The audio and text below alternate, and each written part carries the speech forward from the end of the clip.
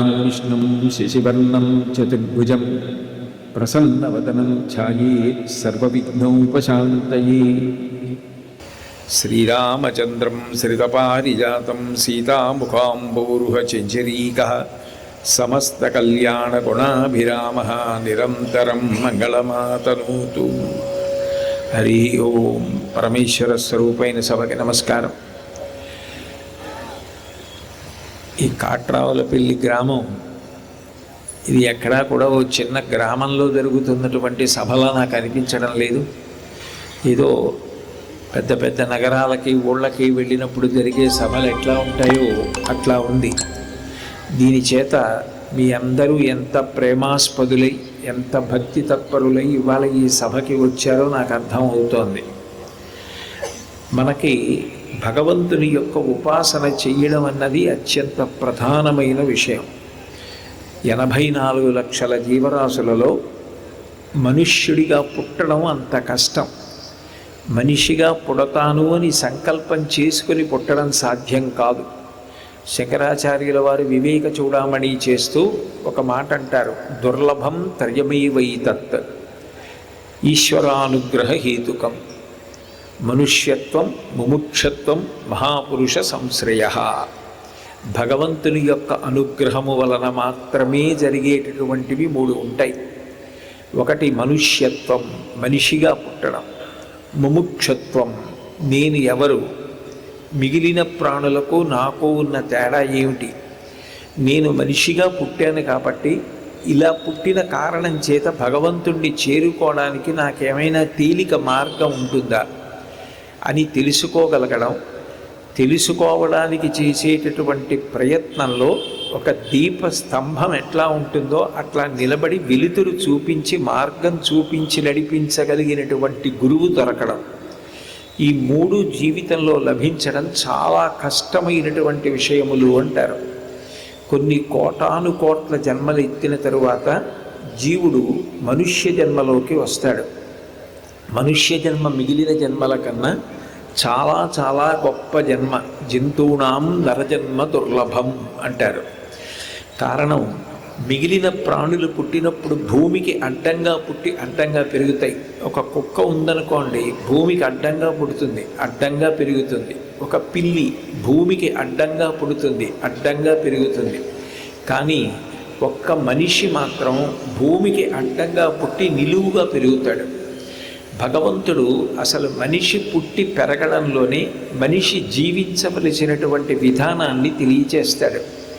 అడ్డంగా పుట్టి నిలువుగా పెరుగుతున్నాడు అన్న మాటకు అర్థం ఏమిటంటే, ఊర్ధ్వముఖ చలనం చేసి తాను పైకి ఎదిగి భగవంతుణ్ణి తెలుసుకునేటటువంటి ప్రయత్నం చెయ్యాలి.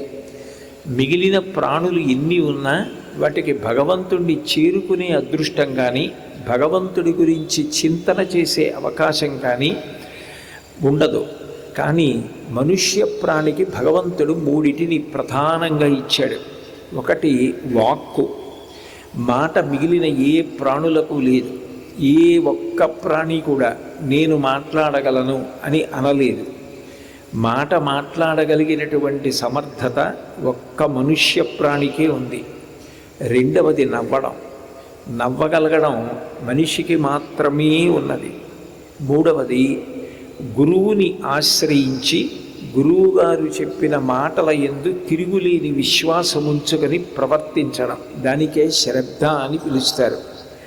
ఈ 3 ఒక్క మనుష్య జన్మకి మాత్రమే సాధ్యం, అన్యమైన జన్మలకు సాధ్యం కాదు. అటువంటి మనుష్య జన్మలో భగవంతుడిచ్చినటువంటి మాట ఏది ఉన్నదో ఆ మాట చేతనే తేలికగా భగవంతుణ్ణి చేరుకోవడానికి ఈశ్వరుడు అవకాశం కల్పించాడు. ఎందుచేతనంటే మిగిలిన యుగాలు, కృతయుగం కానీ త్రేతాయుగం కానీ ద్వాపరయుగం కానీ, ఈ 3 యుగాలతో పోలిస్తే కలియుగం దగ్గరికి వచ్చేటప్పటికీ పాపచింతన చాలా విశేషంగా ఉంటుంది. కలియుగానికి మిగిలిన యుగాలకి తేడా ఏమిటి అంటే, మిగిలిన యుగాలలో రాక్షసులకు ఒక శరీరం ఉంటుంది. ఒక కోడిని చూశారనుకోండి, దాని శరీరం చూసి ఇది కోడి అని తెలుసుకుంటారు. ఒక కుక్కని చూస్తే దాని శరీరాన్ని బట్టి ఇది కుక్క అని తెలుస్తుంది. ఒక పెద్ద పులిని చూస్తే దాని శరీరాన్ని బట్టి ఇది పెద్ద పులి అని తెలుస్తుంది కాబట్టి మనం పెద్ద పులి దగ్గరికి వెళ్ళాం, పాము దగ్గరికి వెళ్ళాం. కానీ రాక్షసులు పూర్వం ఒక శరీరంతో ఉండేవారు. ఆ యుగాలలో రాక్షసులు శరీరంతో ఉండేవారు కాబట్టి వాళ్ళ జోలికి ఎవరు వెళ్ళేవారు కాదు, ప్రమాదమని రాక్షసుల దగ్గరికి వెళ్ళేవారు కాదు. కానీ కలియుగం దగ్గరికి వచ్చేటప్పటికి రాక్షసులకు శరీరం లేదు. వాళ్ళకి శరీరానికి బదులుగా భగవంతుడు ఏం చేశాడంటే మనుష్యుల యొక్క మనస్సుల యందు నివాసం చేయమన్నాడు. మనిషి మనసులోనే ఉంటాడు రాక్షసుడు. ఎప్పుడు బయటికి వస్తాడు తెలియదు, ఎప్పుడు అవకాశం కోసం ఎదురు చూస్తూ ఉంటాడు. కామక్రోధశ్చ లోభశ్చ దేహి తిష్టంతి తస్కరాః జ్ఞానరత్నాపహారాయ తస్మాత్ జాగ్రత్త జాగ్రత్త అంటారు. లోపలే ఉన్నటువంటి కామ క్రోధ లోభ మద మోహ మాత్సర్యములు ఎప్పుడు విజృంభిస్తాయో, ఎప్పుడు మనిషే రాక్షసుడైపోతాడో ఎవరికి తెలియదు. అట్లా మనిషి రాక్షసుడు కాకుండా ఉండాలి అంటే భగవంతుడు తనకిచ్చిన గొప్ప విభూతి ఏమిటి అన్నదాన్ని బాగా తెలుసుకొని ఉండాలి. అదే సమయంలో కలిపురుషుడు మనిషి మనసులోనే ఉన్న కారణం చేత మనుషులను ఎలా దుర్బలుల్ని చేస్తాడు అన్నది తెలుసుకోవాలి. ఒక చెట్టు వేరుకి పురుగు పట్టిందనుకోండి, ఆ వేరునంతటినీ తినేసి చెట్టు మరణించేటట్టు చేస్తుంది. మనలోకే కలిపురుషుని వలన కొన్ని లక్షణములు ప్రవేశిస్తాయి. భాగవత ప్రారంభంలోనే కలిపురుషుని యొక్క ఉద్ధతి చేత మనుష్యులు ఏ గుణములను పొందుతారో చెప్పారు. అలసులు, మందబుద్ధియుతులు, అల్పతరాయువులు, ఉగ్రరోగ సంకలితులు, మందభాగ్యులు, సుకర్మములివ్వియు చెయ్యజాలరీ కలియుగమందు మానవులు, కావున ఎయ్యది సర్వసౌఖ్యమయ్యలవడు ఏమిటంబడము ఆత్మకు శాంతి మునీంద్ర చెప్పవే అని అడుగుతారు. అలసులు, ఏదైనా మంచి పని చెయ్యాలి అంటే అలసత్వం, ఎప్పుడూ పడుకుందాం, విశ్రాంతి తీసుకుందాం, బడలిక, ఇటువంటిదే తప్ప ఉత్సాహంగా ఉందాం, బాగా కార్యం చేద్దాం, కష్టపడదాం అన్న మనస్తత్వం తగ్గిపోతుంది. తక్కువ కష్టంతో ఎక్కువ ఎట్లా సంపాదించాలన్న ఆలోచన పెరిగిపోతుంది. బాగా కష్టపడి సంపాదించడం కన్నా ఎంత తేలికగా డబ్బు సంపాదించచ్చన్న ఆలోచన మనుష్యులలో పెరిగిపోతుంది. అలసులు, మందబుద్ధియుతులు, ఏదైనా విషయాన్ని విన్నప్పటికీ కూడా జ్ఞాపకం ఉండదు. మంచి విషయాలు అసలు వినదామన్న అనురక్తి కలగదు. ఒకవేళ మంచి విషయాలు విన్నా అవి జ్ఞాపకం ఉండవు కాబట్టి వాటిని అనుష్ఠానంలోకి తెచ్చుకుని ఆచరించడంలో విఫలమవుతారు. మందబుద్ధియుతులు, అల్పతరాయువులు, 100 సంవత్సరాలు కలియుగంలో ఆయుర్దాయం. అదే త్రేతాయుగంలో అయితే 70,000 సంవత్సరముల వరకు బ్రతికారు.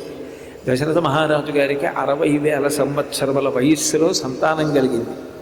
కానీ కలియుగం దగ్గరికి వచ్చేటప్పటికి 100 సంవత్సరములు. శతమానం భవతి శతాయు పురుష శతేంద్రియ ఆయుష్ దేవీంద్రియే ప్రతిష్టతి అని ఆశీర్వచనం. 100 సంవత్సరముల ఆయుర్దాయం ఇచ్చిన భగవంతుడు 100 ఏళ్ళు పరిపూర్ణంగా బ్రతికేటటువంటి వాళ్ళు కనపడరు. ఎక్కడో మోక్షగుండం విశ్వేశ్వరయ్య గారు లాంటి మహానుభావుడు 101 సంవత్సరాలు బ్రతికాడు. ఆఖరి రోజు వరకు ఆరోగ్యంగా ఉండి కళ్ళజోడు కూడా పెట్టుకోకుండా చూడగలిగారు ఆయన. అంత ఆరోగ్యంగా బ్రతకగలగడం అన్నది ఎవరికో తప్ప ఉండదు. ఉగ్రరోగ సంకలితులు, ఎన్ని కొత్త కొత్త ఔషధాలు కనిపెడుతూ ఉంటారో అన్ని కొత్త కొత్త రోగాలు ప్రబలుతుంటాయి. ఉగ్రరోగ సంకలితులు, మందభాగ్యులు, భోగం అనుభవించమంటే, సుఖాలు అనుభవించమంటే ఎంత డబ్బైనా ఖర్చు పెట్టడానికి ముందుకొస్తారు తప్ప కలియుగంలో ఏదైనా మంచి కార్యం జరుగుతోంది అంటే దాని కొరకు డబ్బు వెచ్చించడానికి సిద్ధపడడం తక్కువైపోతుంది. మందభాగ్యులు, సుకర్మములివ్వి చెయ్యజాలరీ కలియుగమందు మానవులు, మంచి పనులు చేయడం మీద ఆసక్తి తగ్గిపోతూ ఉంటుంది. అటువంటప్పుడు మనిషి అసలు భగవంతుణ్ణి చేరుకోవడానికి మార్గం ఎట్లా? తేలిక మార్గం ఏమిటి? మరి కలియుగంలో ఇన్ని ఇబ్బందులు ఉంటాయి కదా, ఇన్ని ప్రతిబంధకాలు దాటి భగవంతుణ్ణి చేరడానికి యజ్ఞయాగాది క్రతువులున్న అందరూ చెయ్యలేరు. ఒక పూజ అన్నాను అనుకోండి, అందరికీ షోడశోపచార పూజ తెలియకపోవచ్చు. అందరికీ మంత్రం రాకపోవచ్చు, అందరూ మనసు నిలబెట్టలేకపోవచ్చు, అందరూ తపస్సు చేయలేకపోవచ్చు. నరసింహ శతకకర్త తన బలహీనత తాను చెప్పాడు, చాలా అద్భుతంగా చెప్తాడు. గౌతమీ స్నానాన కడతేరుదామంటే మనసి చన్నీళ్లలో మునుగలీరు, తీర్థయాత్రలు చేసి కృతార్థుడనవుదామంటే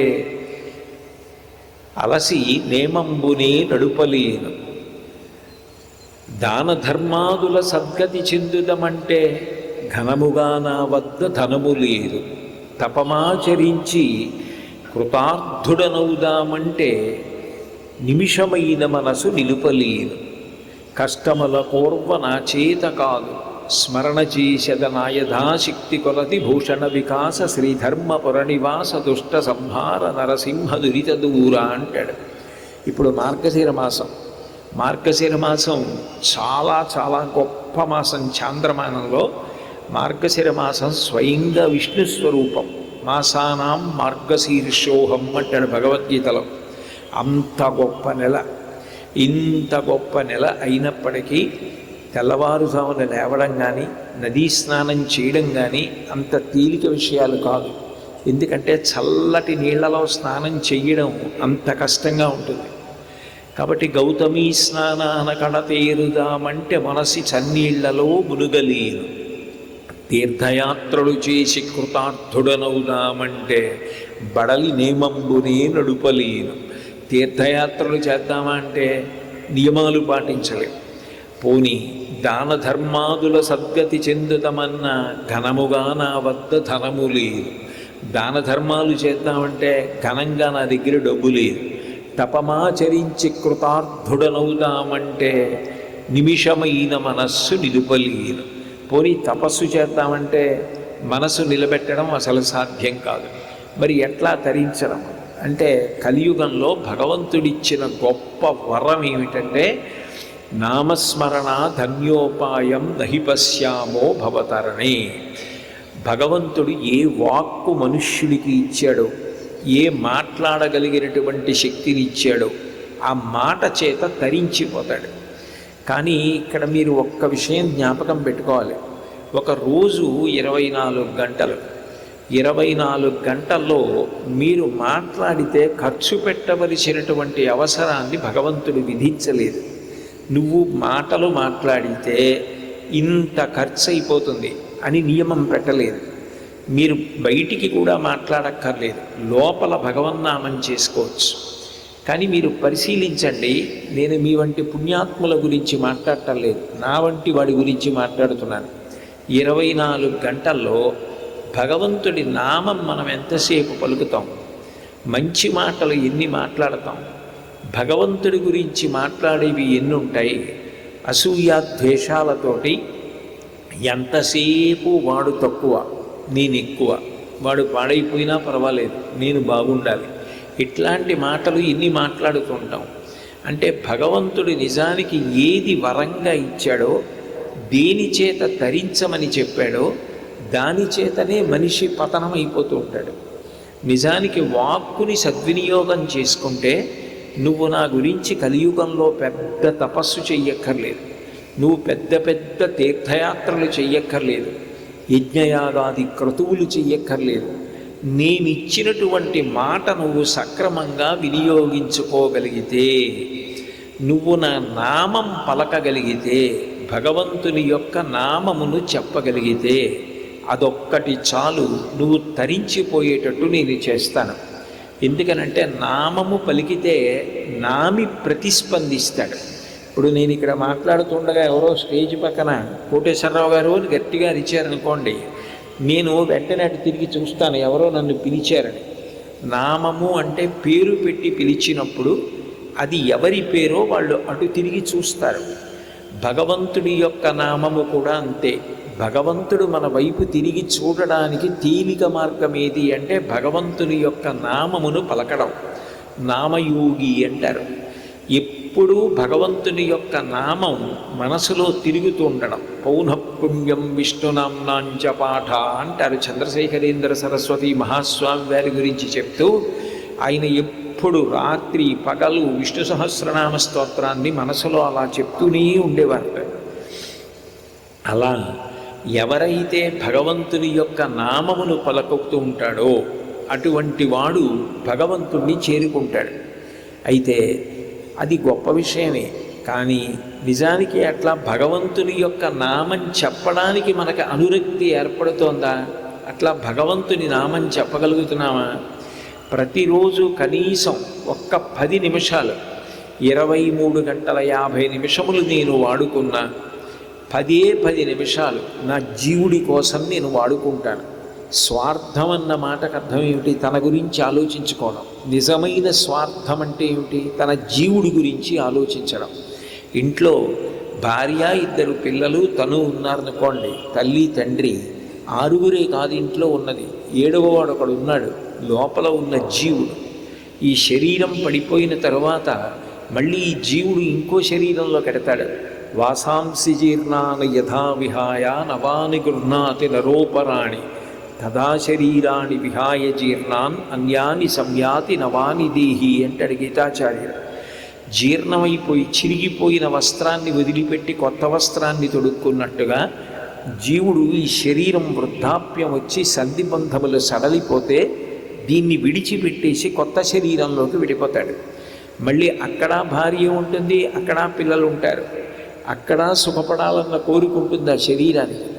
కానీ సుఖపడడం అన్నది దేని మీద ఆధారపడుతుంది? ఈ జన్మలో నువ్వు ఏ పుణ్యం చేశావన్న దాని మీద ఆధారపడుతుంది.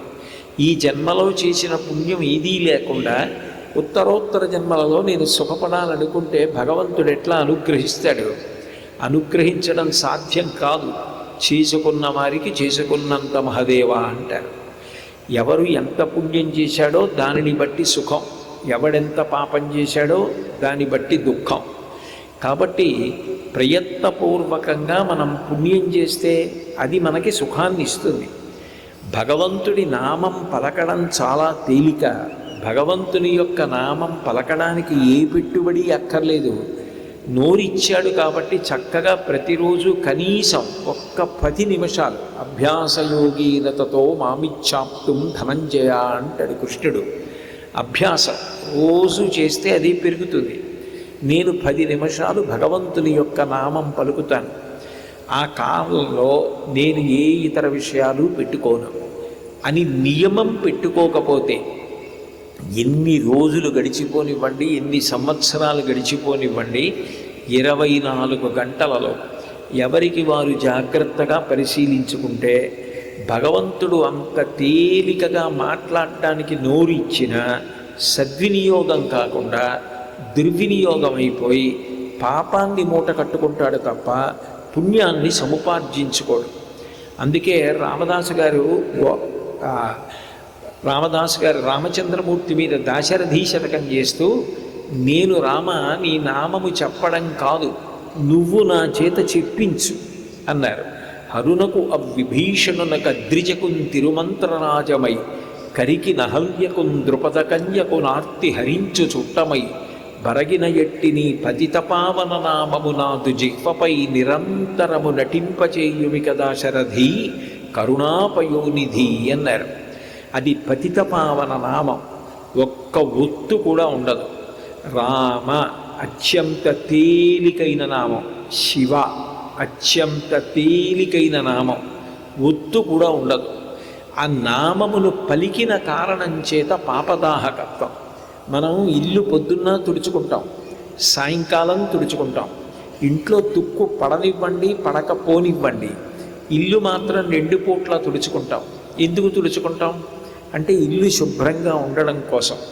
తెలిసో తెలియకో పాపములు జరుగుతూనే ఉంటాయి. ఆ పాపములు తొలగించుకోవడానికి తేలిక మార్గం ఏమిటి అంటే భగవంతుని యొక్క నామమును ఉచ్చరించడం. భాగవతంలో అజామీలోపాఖ్యానంలో భగవంతుని యొక్క నామం పలకడం ఎంత తేలికో చెప్తారు. బిడ్డ పేరు పెట్టి పిలిచిననైన విశ్రామ కేళినైన పద్య గద్య గీత భావార్థములనైన కమలనయను తలుప కలుషహరమో. మీరు పిల్లవాడికి ఏదో భగవంతుడి పేరు పెట్టుకున్నారు, మనవడికి చంద్రశేఖర అని పేరు పెట్టుకున్నారు.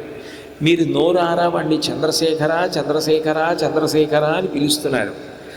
మీరు మనవణ్ణి పిలిచినా పరమేశ్వరుడు ఏం చేస్తాడంటే ప్రాసంగిక పుణ్యము అని వీడు మనవడికి పేరు పెట్టుకుని పిలుస్తున్నది భగవంతుడి పేరు పిలుస్తున్నాడు కాబట్టి తెలిసి ముట్టుకున్నా తెలియక ముట్టుకున్నా అగ్నిహోత్రానికి కాల్చడం ఎట్లా లక్షణమో వీడు భగవంతుడి నామం పలికాడు కాబట్టి వీడి పాప సమూహమును నేను కాల్చేస్తానంటాడు. బిడ్డ పేరు పెట్టి పిలిచిననైన విశ్రామ కేళినైన ఆడుకుంటూ ఆడుకుంటూ అవతల ఉన్నటువంటి 6 పేర్లు శివ సంబంధంగా పెట్టుకున్నారు. ఏదో శివుడు, సుబ్రహ్మణ్యుడు, వినాయకుడు, నందీశ్వరుడు, భృంగీశ్వరుడు, చండీశ్వరుడు అని. యువతల ఉన్నవాళ్ళు రాముడు, కృష్ణుడు, నరసింహుడు, వెంకటేశ్వరుడు, గోవిందుడు ఇట్లా ఏవో పేర్లు పెట్టుకున్నారు. పెట్టుకుని ఆడుకునేటప్పుడు అవతల వాళ్ళు యువతల వాళ్ళని విష్ణునామంతో పిలిచారు, యువతల వాళ్ళు అవతల వాళ్ళని శివనామంతో పిలిచారు. ఆడుకోవడానికి పేర్లు పెట్టుకుని పిలిచినప్పటికీ కూడా భగవంతుని నామం పలికాడు కాబట్టి భగవంతుడు పాపదాహకత్వం చేసి పుణ్యాన్ని కటాక్షిస్తాడు. బిడ్డ పేరు పెట్టి పిలిచినదైన విశ్రామ కేళినైన పద్య గద్య గీత భావ అర్థములనైన. మీరు ఒక పద్యాన్ని చదువుతున్నారనుకోండి, ఆ పద్యం చదువుతున్నప్పుడు అందులో భగవంతుని యొక్క నామం ఉన్నదనుకోండి, ఆ పద్యం తేలికగా ధారణలో ఉంటుంది, జ్ఞాపకం పెట్టుకోవడం తేలిక పద్యం. అటువంటి పద్యం చదువుతుంటే అందులో భగవంతుని యొక్క నామస్తుతి ఉన్నది కాబట్టి అది మనిషిని పవిత్రం చేస్తుంది. పద్య గద్య చదివినప్పుడు అంటే వాక్యములు చదివినప్పుడు అందులో భగవంతుని యొక్క నామస్తోత్రం చేస్తారు. మా చిన్నతనంలో వెంకటేశ్వరుడి మీద వచనములని ఉండేవి. శ్రీ వెంకటేశ్వర ఆర్తులకు అభయంకరుడవు, సంసార సర్పదష్టులందెర్ప గరుడధ్వజుండవు, పాపమని మొసలిచే పట్టుపడిన వారి బాధలు మాంప చక్రాయుధుండవు అని వెంకటేశ్వర వచనములను ఉండేవి. ఆ వచనములు చదువుతూ భగవంతుని యొక్క నామమును ప్రస్తుతి చేసినప్పటికీ పాపములు దహింపబడతాయి. పద్య గద్య గీత భావ అర్థములనైన. ఇప్పుడు నేను మీకు చెప్పేటప్పుడు ఒక పద్యానికి అర్థం చెప్తున్నాను. అర్థం చెప్తూ మాట్లాడేటప్పుడు భగవంతుని యొక్క నామం గురించి భగవంతుని వైభవం గురించి మాట్లాడుకున్నా. పద్య గద్య గీత భావార్థములనైన కమలనయను తలుప కలుషహరము. భగవంతుని యొక్క పేరు తలుచుకుంటే వెంటనే మన యొక్క పాప రాశి దహింపబడుతుంది. అంత గొప్పది భగవన్నామం. అది పలకడానికి ఏ పెట్టుబడి కానీ ఏ ద్రవ్యం కానీ ఖర్చు పెట్టక్కర్లేదు. కనీసం అభిషేకానికి ఆవు పాలు తేవాలండి, ధూపదీప నైవేద్యాలకి వస్తువులు తేవాలి, ఇటువంటిది ఏం లేదు. భక్తిగా కూర్చుని భగవంతుని యొక్క నామమును ఉచ్చరించగలిగినా చాలు, ఆయన అనుగ్రహిస్తాడు. ఒక్కొక్క నామము ఎంత శక్తివంతమంటే ఒక్కొక్కసారి మనకు అనుమానం వచ్చింది అనుకోండి, మనం అపవిత్రమైనటువంటి వాతావరణంలోకి వెళ్ళాం, పవిత్రత చెడిందేమో అని అనుమానం వచ్చిందనుకోండి, గోవిందా అని ఒకసారి మనసారా అనుకున్నారనుకోండి, మీరు తలస్నానం చేసినంత పవిత్రతనిచ్చేస్తారు. గోవిందేది సదాస్నానం. గోవిందనామాన్ని మనసులో ఉచ్చరిస్తే వెంటనే ఆయన పవిత్రుడవుతాడు. తలస్నానం చేసి వచ్చి ఇక్కడ నేను వేదిక మీద కూర్చుని ప్రసంగం చేస్తే నాకు ఏ పవిత్రత వస్తుందో గోవిందా అనుకుంటే అంత పవిత్రత వస్తుంది. అయితే తలస్నానం చేయడం మానేసి గోవిందానమని కాదు. ఇప్పుడు నేను ఈ సభలోకి వస్తున్నాను, వచ్చినప్పుడు నాకు ఏ కారణం చేతనైనా నేను భగవంతుడి గురించి మాట్లాడటానికి కావలసినంత పవిత్రత నాకు ఇబ్బంది కలిగిందేమో, ఆ పవిత్రత చెడిందేమో అని నాకు అనుమానం వచ్చిందనుకోండి, నేను ఇప్పుడు వెళ్ళి తలస్నానం చేసి వచ్చి కూర్చోలేదు కదా, అప్పుడు గోవిందా అని మనసులో అనుకున్నాను అనుకోండి, వెంటనే స్నానం చేసి పవిత్రంగా నేను కూర్చున్న ఫలితాన్ని ఇచ్చేస్తారు. మీరు ఒక జపం చేయాలనుకోండి, దానికి కొన్ని నియమాలు ఉంటాయి. జపం చేసేటప్పుడు వెన్నుపాము నిటారుగా పెట్టాలి, భూమధ్యమునందు కానీ లేకపోతే హృదయస్థానమునందు కానీ, లేదా మీరు ఏది ధ్యానం చెయ్యాలనుకుంటున్నారో దాన్ని మనసులో కానీ చూస్తూ శరీరం కదలకుండా స్థాణువులా కూర్చుని జపం చేయాలి. అంతేగాని అటు కదిలిపోతూ ఇటు కదిలిపోతూ ఆ వస్తువు తీస్తూ ఈ వస్తువు తీస్తూ జపం చేశారనుకోండి, అది సిద్ధించదు. నేను ఒక గిన్నెలో నీళ్లు పోసి గిన్నె కదిపాను అనుకోండి, లోపల నీళ్లు కదిలిపోతాయి.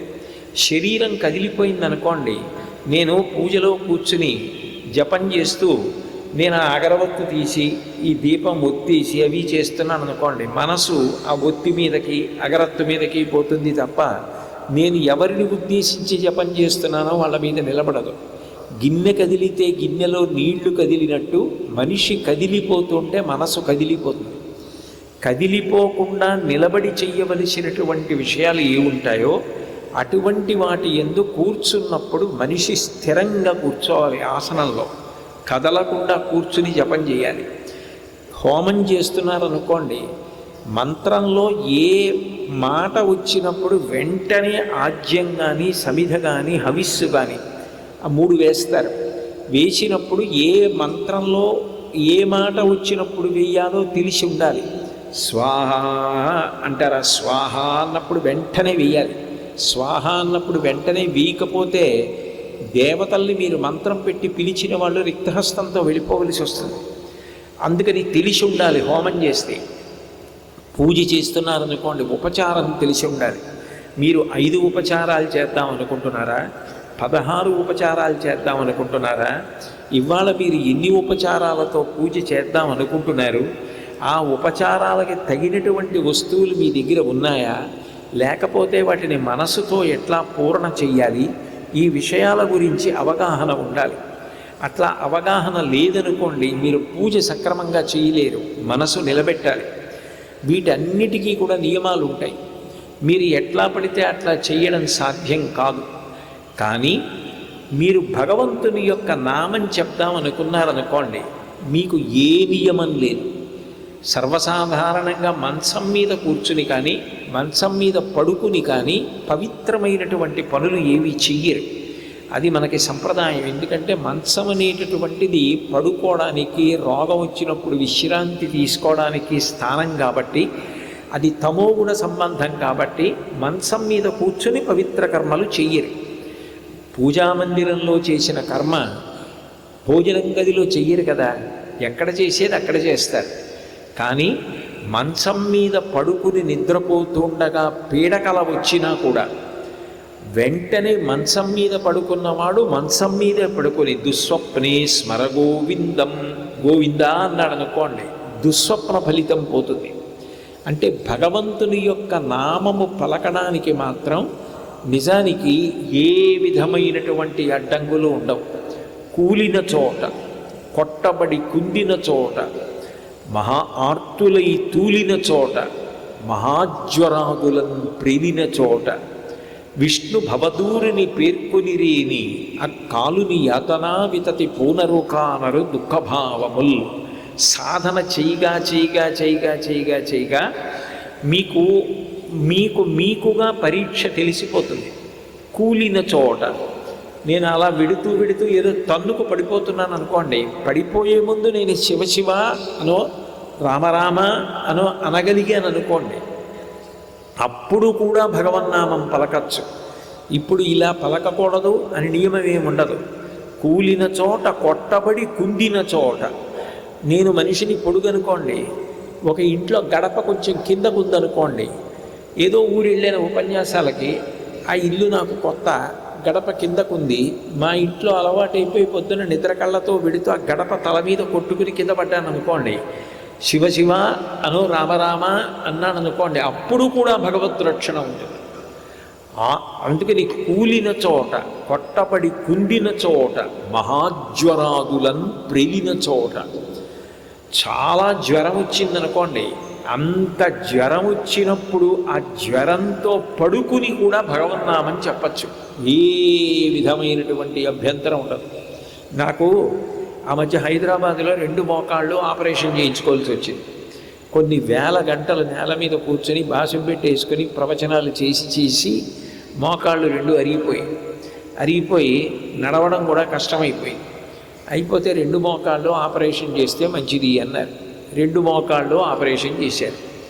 చేస్తే నేను మంచం మీద పడుకున్నప్పుడు దాని మీద దృష్టి లేకుండా నొప్పి నుంచి విస్మృతి కలిగి సంతోషం కలగడానికి నేను భాగవతంలో ఘట్టాల యొక్క పద్యాలు, నామాలు అవన్నీ చదువుతూ ఉండేవాడిని.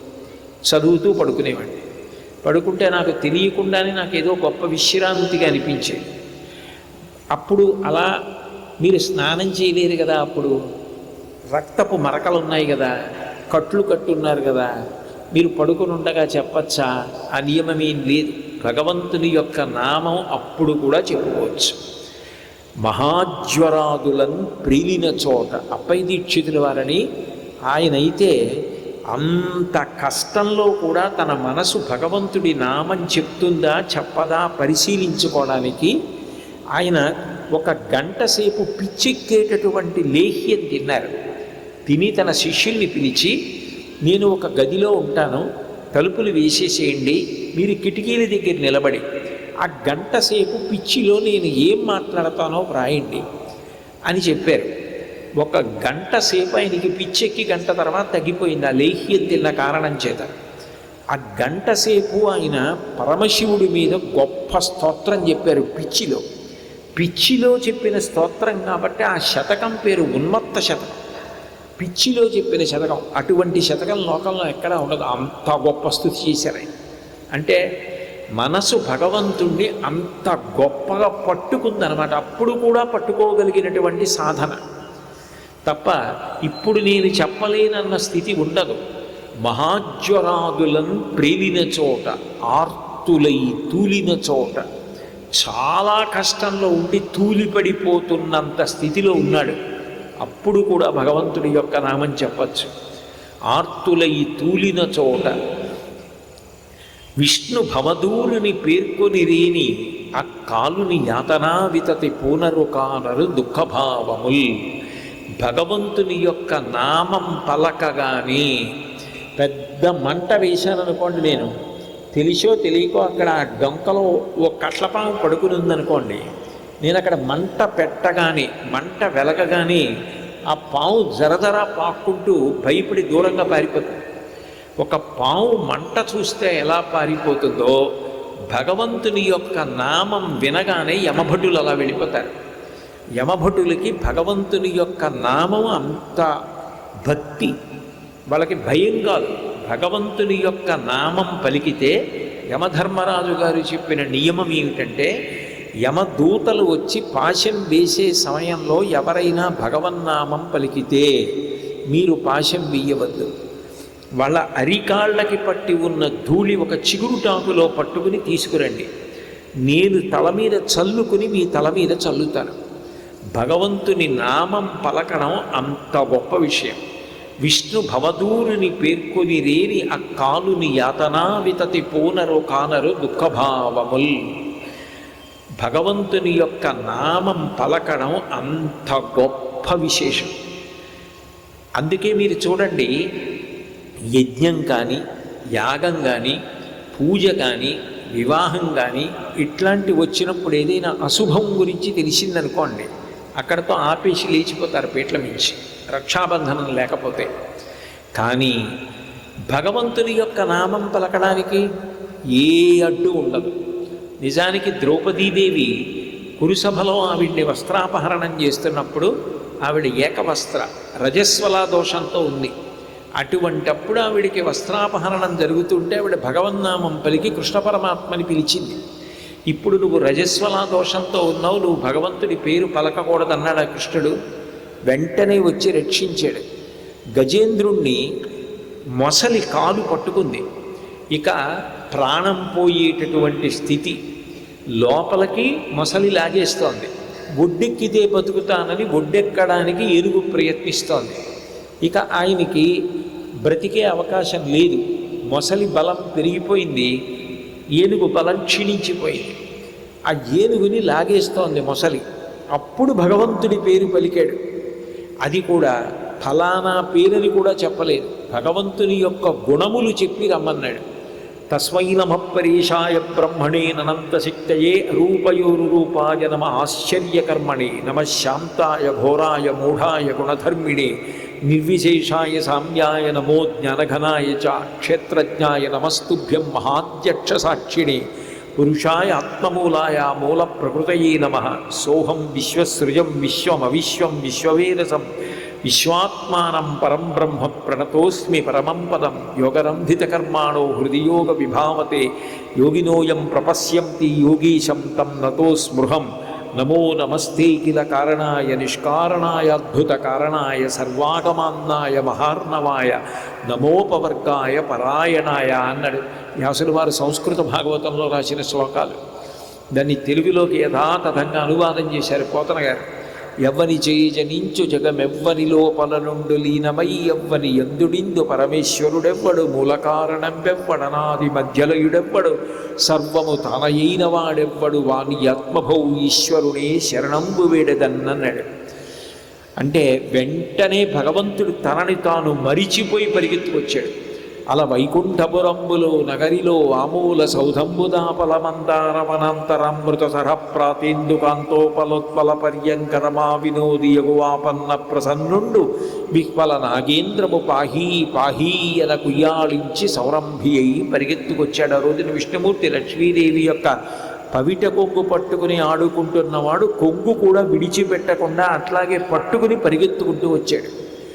భగవంతుడి నామం భగవంతుణ్ణి అట్లా తీసుకొస్తుంది, అంత శక్తివంతం. భగవంతుని నామమునకు కలియుగంలో ఎంత శక్తి ఉంటుంది అంటే అజామీలోపాఖ్యానంలో షష్ఠ స్కంధంలో భాగవతంలో చెప్తారు. బ్రహ్మహత్యానేక పాపాటములకగ్ని కీలలు హరినామ కీర్తనములు గురుతల్పకల్పష క్రూర సర్పములకు గేకులు హరినామ కీర్తనములు తపనీయ చౌర్య తమసంబునకు సూర్యకిరణముల్ హరినామ కీర్తనములు మధుపానకిల్బిష మదనాగ సమతికి కేసరుల్ హరినామ కీర్తనములు మహిత యోగోగ్ర నిత్య సమాధి విధుల ఎరలు బ్రహ్మాదిసురలకు అందరాని నిత్య నిర్వాణ భోగ భాగ్య ఖేళనంబులు హరినామ కీర్తనములు అంటారు. బ్రహ్మహత్య లాంటి దోషాలు పరమ భయంకరమైనటువంటి పాపాలు. అవి ఒక జన్మతో పోయేవి కావు, కొన్ని వేల జన్మలు వెంటాడి కాల్చేస్తాయి. అటువంటి భయంకరమైనటువంటి పాతకములనేటటువంటి ఎండిపోయిన అడవిని కూడా కాల్చగలిగినటువంటి అగ్నిహోత్రం భగవంతుడి యొక్క నామం. అస్తమానం నోట్లో ఏదో ఒక నామం పట్టుకుని నామం తిప్పడం అలవాటైన వాళ్ళు అంత ధన్యతని పొందుతారు. గురుతల్పక్ష కల్మష క్రూర సర్పములకు గీకులు హరినామ కీర్తనములు. గురువుగారి భార్య ఒక్కటి మంచం మీద పడుకుని ఉండగా ఆ మంచం మీదకి వెళ్ళి పడుకోవడం ఎంత ప్రమాదకరమైనటువంటి పాతకమో, ఇటువంటి పవిత్రమైన సభలో ఇంకా అంతకన్నా ముందుకు నేను మాట్లాడకూడదు. అంత మహాపాతకం చుట్టుకుంటుందో అంతటి పాతకమనేటటువంటి భయంకరమైన పాములకు కూడా నెమలి లాంటిది భగవంతుని యొక్క నామం. బంగారాన్ని దొంగిలిస్తే ఈ జన్మలో కాదు, అది కొన్ని వేల జన్మలు వెంటాడుతుంది. వెంటాడి అంత కట్టి కుడిపేస్తుంది. బంగారం దొంగిలించడం అన్నది అంత భయంకరమైనటువంటి పాతకం. అటువంటి పాతకానికి కూడా తపనీయ చౌర్య తమసంబునకు సూర్యకిరణములు హరినామ కీర్తనములు. బంగారం దొంగిలించడం అనబడేటటువంటి కటిక చీకటి అన్న మహాపాతకానికి సూర్యకిరణముల లాంటివి భగవంతుని యొక్క కీర్తన, ఆయన నామాన్ని పలకడం. హరినామ కీర్తనములు మధుపాన కిల్బిష మదనాగ సమితికి కేసరుల్ హరినామ కీర్తనములు. ఇక్కడ వైశ్వానరుడన్న పేరుతో భగవంతుడు అగ్నిహోత్ర జ్వాలగా వెలుగుతూ ఉంటాడు. అహం వైశ్వానరో భూత్వా ప్రాణినాం దేహమాశ్రిత ప్రాణాపాన సమాయుక్తం పచాన్యన్నం చతుర్విధం అంటాడు భగవద్గీతలో. ఇక్కడే అగ్ని వెలుగుతూ మనం తిన్న పదార్థం లోపలికి వెళ్ళినప్పుడు దాన్ని పచనం చేస్తాడు. హోమం చేస్తున్నాం అనుకోండి, అందులో ఆవు నెయ్యి వేస్తాం, తేనె వేస్తాం, తామర పువ్వు వేస్తాం, మారేడు దళం వేస్తాం, మారేడు కాయ వేస్తాం, పేలాలు వేస్తాం, హవిస్సు వేస్తాం. అంతేకాని అందులోకి పట్టుకెళ్ళి వెయ్యకూడనటువంటి పదార్థం వెయ్యం కదా. ఇందులోకి మత్తెక్కించేటటువంటి పదార్థములు, సేవించకూడనటువంటి పదార్థములు, మనిషి మత్తెక్కిపోయి అదుపు తప్పి తూలిపోయేటటువంటి పదార్థాలు ఏముంటాయో అటువంటి వాటిని సేవించి అగ్నిహోత్రం మీద పోసిన కారణం చేత ఎంత గొప్ప పాతకం చుట్టుకుంటుందో అటువంటి పాతకం అనబడేటటువంటి మధుపాన కిల్బిష మద నాగ సమితికి ఏనుగుల గుంపుల వంటి పాపములు చుట్టుకుంటాయి. ఆ పాపములకు సింహం లాంటిది భగవంతుని యొక్క నామం. భగవంతుని యొక్క నామం పలుకుతూ పరవశించిపోయేటటువంటి లక్షణమున్నవాడు సృష్టికర్త అయిన చతుర్ముఖ బ్రహ్మగారు పొందే ఆనందం కన్నా గొప్ప ఆనందం పొందుతాడు. మీకు విశేషం ఏమిటంటే, మరణించేటటువంటి సమయంలో భగవంతుడి నామాన్ని కానీ ఎవరైనా పలికితే ఈ జన్మ పాపములు కాదు, ఆ జీవుడు కోటాను కోట్ల జన్మల నుంచి చేసినటువంటి పాపములు కాలిపోతాయి. అందుకే ఈతడు కోటి జన్మలకు ఎక్కుడు పుట్టుబలందు చెందు యాయాతములైన మహాపాప సంఘములన్నిటిని దగ్ధము చేసే ప్రఖ్యాతమతిన్ మహామరణ కాలమునన్ హరిపుణ్యనామ సంభూత సుధామయాద్భుత విభూతికరాక్షర సంగ్రహంబునన్ అంటే రజామిడోపాఖ్యానంలో. ప్రాణం పోయే ముందు ఆఖరి ఊపిరి విడిచిపెట్టేది కానీ తీసేది కానీ అప్పుడు కానీ భగవన్నామం పలికాడనుకోండి. ఎందుకంటే నామం పలకడం ఊపిరి మీద ఆధారపడుతుంది. నేను మాట్లాడుతూ మాట్లాడుతూ మధ్యలో ఆగుతూ ఉంటాను. ఎందుకు ఆగుతూ ఉంటాను అంటే ఊపిరి మళ్ళీ తీసుకోవడానికి. ఊపిరి తీసుకుంటూ మాట్లాడమంటే మాట్లాడలేరు. తీసుకున్న ఊపిరిని విడిచిపెడుతూ ఊపిరిని మాటగా మార్చుకుంటారు. నేనే కాదు, ఎవరైనా అంతే. ఆఖరి ఊపిరి భగవంతుడి నామంగా మారడం అంత తేలిక విషయం కాదు. ఎవరైనా ఒకవేళ మరణ సమయంలో చిట్ట చివర ఆఖరి ఊపిరి భగవంతుడి నామంగా మారితే ఆ జీవుడి కోట్ల జన్మలలో ఉన్న పాపపుణ్యములు కాలిపోయి ఇక అనుభవించడానికి లేవు కాబట్టి శరీరం పొందవలసిన అవసరం లేకుండా మోక్షాన్ని పొందుతాడు. సత్సంగాలు ఎందుకు పెట్టుకుంటారంటే, నిజానికి సత్సంగం యొక్క ప్రయోజనం ఏమిటంటే, సత్సంగంలో నియమంగా భగవంతుని యొక్క నామం చదువుతారు. ఇప్పుడు ఒక సత్సంగం ఉందనుకోండి, వాళ్ళందరికీ ఏదో ప్రాంగణం ఉంది, వాళ్ళందరూ ప్రతిరోజు ఉదయం 7:30 గంటలకు గోశాలకు రావచ్చు అన్నారు అనుకోండి. గోశాల ఉంది, ఆ సత్సంగ సభ్యులందరూ 7 గంటలకి గోశాలకి వెడితే ప్రతిరోజు అక్కడ విష్ణు సహస్రనామ స్తోత్రం చదువుతారు. అక్కడికి వెళ్ళిన వాళ్ళందరూ ఏం చేస్తారు, కూర్చుని విష్ణు సహస్రనామ స్తోత్రం చదువుతారు. గోవు ఎక్కడ తిరుగుతోందో అక్కడ అంతకన్నా పవిత్రమైనటువంటి స్థలం ఈ భూమండలం మీద ఇంకొకటి ఉండదు. దేవాలయం కూడా అపవిత్రమవుతుంది. అపవిత్రమవుతుంది, శక్తి తగ్గిపోతుంది. కాబట్టే కుంభాభిషేకం చేస్తారు గుడికి.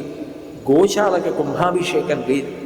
ఎందుకనంటే గోశాల శక్తి రోజు రోజుకి పెరుగుతుంది తప్ప గోశాలకి శక్తి క్షీణించడం అన్న మాట ఉండదు. ఆవు ఎక్కడ తిరుగుతోందో అక్కడ అంత పవిత్రమైపోతుంది. గోష్ఠం అంటారు సంస్కృతంలో. గోష్ఠం అంటే ఆవు తిరిగిన ప్రదేశము. ఆవులు తిరిగిన ప్రదేశంలో మీరు చెప్పులు విప్పి అరికాలతో తొక్కారనుకోండి, ఆ రోజు దేవతలు రాసుకుంటారట, గోశాలని అరికాలుతో తొక్కినవాడు వీడు అని. భీష్ముడు అంటాడు అనుశాసన పర్వంలో, మహాభాగ్యవంతులు తప్ప ప్రతిరోజు గోశాలకు వెళ్ళడం సాధ్యం కాదు అంటాడు. అటువంటి గోశాలలో కూర్చుని ఒక సత్సంగం వాళ్ళకి రోజు విష్ణు సహస్రనామ స్తోత్రం చదువుకోవడం అలవాటు అనుకోండి. ఆ సత్సంగ సభ్యులలో ఒక ఆయనకి ప్రాణోత్క్రమణం అవుతోంది, అంటే ఆయన మరణిస్తున్నాడు. కానీ రోజు విష్ణు సహస్రం చదవడం అలవాటు కదూ. ఆ అలవాటు మీద బ్రహ్మణ్యో బ్రహ్మకృద్బ్రహ్మ బ్రహ్మ బ్రహ్మ వివర్ధన అని మీరు వదిలేశారనుకోండి, బ్రహ్మ విద్బ్రాహ్మణో బ్రాహ్మీ బ్రహ్మజ్ఞో బ్రాహ్మణ ప్రియ అని అనేస్తాడు ఆయన. ఎందుకంటే అలవాటు అయిపోయింది ఆయనకి రోజు వీళ్ళతో చదవడం. వాళ్ళందరూ కూర్చుంటారు పక్కన. సత్సంగం యొక్క ప్రధాన ప్రయోజనం ఏమిటంటే, ఈయన ప్రాణోత్క్రమణమై భయపడుతున్నప్పుడు ఈ మాట లోపలికి వెడుతుంది. అందరూ కూర్చుని విష్ణు సహస్రం చదువుతారు. ఆ మాట లోపలికి వినపడుతుంటే అప్రయత్నంగా ఏమవుతుందంటే, వనమాలి గదీశాంగీ శంఖీ చక్రీ చనందకీ శ్రీమాన్ నారాయణో విష్ణుర్వాసుదేవోభిరక్షతు అని చదువుతున్నారనుకోండి, ఈయన కూడా అది లోపల వినపడి అప్రయత్నంగా వనమాలి గదీశాంగీ శంఖీ చక్రీ చనందకీ అంటూ వదిలేశాడు అనుకోండి, అంతే, ఇహ మళ్ళీ రాడు, మోక్షాన్ని వెళ్ళిపోతాడు. సత్సంగములు నిజానికి ఎందుకు పెట్టుకుంటారంటే, ఒకరిని ఒకరు ఉద్ధరించుకోవడం కోసం, ఇట్లా ఎప్పుడూ భగవన్నామములు చదవడం కోసమని సత్సంగములు ఏర్పాటు చేసుకొని సత్సంగం ఉన్న చోట తప్పకుండా నామపారాయణ ఉంటుంది. భగవంతుడి యొక్క నామం అంత్యకాలంలో పలకడం అన్నది అంత గొప్ప విషయం. అందుకే మహాత్ములు భగవంతుడి యొక్క నామం గురించి చెప్తూ, ఈశ్వర, అంత్యకాలంలో నేను చెప్పగలనో చెప్పలేనో, ఇప్పుడు నేను చెప్తున్న నామం ఉందే, ఇది నేను అంత్యకాలంలో చెప్తున్న నామంగా స్వీకరించి నువ్వు దీన్ని లెక్కలో పెట్టుకొని అప్పుడు చెప్పిన నామంగా మార్చి నన్ను ధరింపచేయి అంటారు. మీరు శేషప్ప కవి అని వినుంటారు. ధర్మపురి క్షేత్రంలో నరసింహస్వామి మీద అద్భుతమైన పద్యాలు రాశాడు. ఆ నరసింహ శతకం చదువుతుంటే నిజంగా ఆనందంతో కళ్ళమ్మ నీళ్ళు వస్తాయి. అంత గొప్ప పద్యాలు రాశాడు. అందులో ఆయన చెప్పుకున్నాడు నరసింహస్వామితో, అంత్యకాలమునందు ఆయాసమున నిన్ను తలపనో తలతినిపుడే, నరసింహ నరసింహ నరసింహ లక్ష్మీ శతనవంతక కోటి భానుతేజ, గోవింద గోవింద గోవింద సర్వేశ పన్నగాధిపశాయి పద్మనాభ, మధువైరి మధువైరి మధువైరి లోకేశ నీలమేఘ శరీర నిగమ వినుత, ఈ విధంబుగ నీ నామమిష్టముగను భజన చేయుచునుందు నా భావమందు, భూషణ వికాస శ్రీధర్మపుర నివాస దుష్ట సంహార నరసింహ దురిత దూరా అని చెప్పుకున్నాడు. అంత్యకాలంలో నాకప్పుడు నీ పేరు గుర్తొస్తుందో గుర్తురాదో, ఏవి జ్ఞాపకానికి వస్తాయో, నీ పేరు చెప్పకుండా వెళ్ళిపోతానేమో, మళ్ళీ వస్తుందా మనుష్య జన్మ, మళ్ళీ భగవన్నామం పలకగలనా? అందుకని ఇప్పుడే చెప్తున్నాను. మార్గశిర మాసంలో కృష్ణపక్షంలో త్రయోదశి తిథి చాలా చాలా గొప్ప తిథి. ఇవాల్టి తిథి కృష్ణపక్ష త్రయోదశి అంటే కంచి కామకోటి పీఠాధిపతులైతే త్రయోదశి తిథి నాడు ఎక్కడికైనా విమానంలో వెడుతున్నా కూడా ప్రదోష వేళకి దిగిపోతారు. విమానం ఎక్కడో ఎక్కడ దిగితే అక్కడ దిగిపోయి ఆ ఊళ్ళో సాయంకాలం ప్రదోష పూజ అని చేస్తారు. త్రయోదశి నాడు భగవంతుని నామం పలకడం, త్రయోదశి నాడు భగవంతుడి గురించి వినడం అంత గొప్ప విషయం. యథార్థంగా చెప్పాలి అంటే ఇవాళ త్రయోదశి తిథి అని నేను మీకు ఇవ్వలేదు. నాకు ఖాళీ లేక, నాకు నిన్న మొన్నటి వరకు నేను ఢిల్లీ, నెల్లూరు, విజయవాడ, హైదరాబాదు అవన్నీ ప్రవచనాలు చేసి తిరిగి వచ్చి ఇవాళ ఒక్కరోజే నాకు ఖాళీ ఉంది. మళ్ళీ నేను ఇతర ఊళ్ళు వెళ్ళిపోవాలి ప్రవచనాలకి వాటికి. ఇవాళ ఒక్కరోజే ఖాళీ ఉంది. ఇంతకు ముందు పాపం వీళ్ళకి ఇచ్చినప్పుడు తుఫాన్ వచ్చింది, రాలేకపోయాను. అందుకని ఇవాళ వీళ్ళ దగ్గరికి వెడదామని, రేపు మాస శివరాత్రి, అందుకని నేను రేపు ఎక్కడికి వచ్చే అవకాశం ఉండదు. అందుకని ఇవాళ వెడదామని 17వ తారీఖు ఒక్కటే ఖాళీ ఉందని 17వ తారీఖు వస్తానని రాశాను డైరీలో. 17వ తారీఖు వచ్చా. కానీ మీ పుణ్య విశేషం అనుకోకుండా నేను ఎప్పుడు వచ్చాను అంటే త్రయోదశి నాడు వచ్చాను. త్రయోదశి నాడు మీరు భగవంతుడి గురించి వింటున్నారు, నేను చెప్పుకుంటున్నాను. అందుకని భగవంతుణ్ణి ఏమని చెప్తారంటే, అంత్యకాలమునందు ఆయాసమున నిన్ను తలపనో తలతినిపుడి. నా అంత్యకాలంలో ఈశ్వర నేను మీ గురించి చెప్పగలనో చెప్పలేనో, కానీ ఈ మార్గశిర మాసంలో కృష్ణపక్షంలో త్రయోదశి తిథి నాడు సాయంకాలం వేళ కాట్రావుల పెళ్లిలో కూర్చుని నేను నీ గురించి చెప్పినప్పుడు నీ నామం పలికానే, అది నేను నా చిట్ట చివరి ఊపిరిలో పలికినట్టుగా లెక్కలోకి తీసుకుని నన్ను కాపాడుకో అని నేను చెప్పినది అందుకుంటాడు ఈశ్వరుడు. శేషప్ప కవి అట్లా చెప్పుకున్నాడు, తరించిపోయాడు. అందుకే నిజంగా భగవద్భక్తి కలిగిన వాళ్ళు ఏం కోరుకుంటారంటే, నా అంత్యకాలమునందు నువ్వు జ్ఞాపకానికి వచ్చి నీ పేరు నేను పలకాలి. అది పిల్లాడి పేరో, మనవడి పేరో, భగవంతుడి పేరో, నీ నామం నా నోటి వెంట రావాలి. ఎందుకనంటే, బ్రతికియున్నన్నాళ్ళు నీ భజన తప్పను కాని మరణకాలమునందు మరతునేమో, ఆ వేళ యమదూతల ఆగ్రహంబున వచ్చి ప్రణముల్ పెకలించి పట్టునప్పుడు, కపవాత పైత్యముల్ కప్పగా శ్రమచేత కంపముద్భవమంది కష్టపడుచు, నా జిహ్వతో నిన్ను నారాయణాయంచు పిలుతునో శ్రమచేత పిలువలేనో, నాటికిప్పుడే నీనామ స్మరణ చింతన తలంచెదను, చివినిడవయ్య ధైర్యముగను భూషణ వికాస శ్రీధర్మపుర నివాస దుష్ట సంహార నరసింహ దురిత దూరా అంటారు. ఈశ్వర బ్రతికున్న నాళ్ళు, కడుపు నిండా తిని జీర్ణమై హాయిగా నిద్రపోయిన నాళ్ళు, రోజు కొంతసేపు నీ నామం చెప్పగలుగుతానేమో. కానీ ఆ చివరి క్షణం వస్తుందే, అప్పుడు భయంకరమైనటువంటి రూపాలతో యమధర్మరాజు గారి భటులు నా ముందు నిలబడి పాశములు వేసి ప్రాణములను ఉగ్గడించేస్తుంటే, నేను రాను రాను అని అల్లరి చేస్తుంటే, ప్రాణములను తీసేయడానికి పట్టుకోవడానికి కపము వాతము పైత్యము కమ్మించి ప్రాణాన్ని చుట్టుముట్టి లాగేస్తుంటే, నేను హడిలిపోతుంటే ఆ సమయంలో నీ నామం పలుకుతానో పలకనో. ఇప్పుడే నీ నామస్మరణ చేసదా, ఓపిక ఉండగా ఇప్పుడు చెప్తున్నా, భగవంతుడా నీ నామం పలుకుతున్నాను, నరసింహస్వామి నన్ను కాపాడు అని శేషప్ప కవి అంత ఆర్తితో చెప్పుకున్నాడు. అంటే భగవంతుని నామం పలకడం కన్నా తేలికైన మార్గం ఇంకొకటి ఉండదు. అందుకే మీరు చూడండి, ఎప్పుడూ పవిత్రంగా ఉండవలసినటువంటి అవసరం ఉన్న వాళ్ళకి భజన విధిస్తారు. మీరు ఇక నా దగ్గరికి వచ్చినప్పుడు ఆయన అయ్యప్ప స్వామి దీక్షలో ఉన్నాడు. అయ్యప్ప స్వామి దీక్షలో ఉన్నవాళ్ళు ఎక్కువ భజన చేస్తారు. ఎక్కువ భజన ఎందుకు చేస్తారంటే భగవంతుడి నామాన్ని పలుకుతూ ఉంటారు. అంతేకాదు, భజన ఎందు ఒక లక్షణం ఉంటుంది. మీరు తెలిసో తెలియకో ఆ భగవన్ నామాన్ని అదే పనిగా పలికేశారనుకోండి, భజన చేసేశారనుకోండి, జయ జయ శంకర హర హర శంకర, జయ జయ శంకర హర హర శంకర, జయ జయ శంకర హర హర శంకర అంటూ అదే భజన ఒక అరగంట చేసేశారనుకోండి, వేగంగాను జయ జయ శంకర హర హర శంకర అంటూ జయ జయ శంకర హర హర శంకర అంటూ మెల్లగాను చేసేశారనుకోండి, మీరు ఆ తర్వాత బయటికి వెళ్ళి మీ వాహనం తీసుకుని ఇంటికి వెళుతున్నారనుకోండి, మీకు తెలియకుండా జయ జయ శంకర హర హర శంకర, జయ జయ శంకర హర హర శంకర అంటారు. మీకు రాత్రి పడుకున్నప్పుడు కూడా మీ చెవిలో అది వినపడుతూ ఉంటుంది, జయ జయ శంకర హర హర శంకర, జయ జయ శంకర హర హర శంకర అని వినపడుతూ ఉంటుంది. అంటే మీ ప్రయత్నం లేకుండా నిద్రలో కూడా వినపడేటట్టు చెయ్యగలిగినది, మీరు ఆపేసినా మీ నోటితో పలికించగలిగినది, మీరు పలుకుతూ ఉంటే లోపల అగ్ని జ్వాల కాల్చేసినట్టు. ఒక ఇనప గొట్టం లోపల చిన్న చిన్న క్రిములు బోల్డన్ని పడుకున్నాయనుకోండి, మీకు కనపడవు.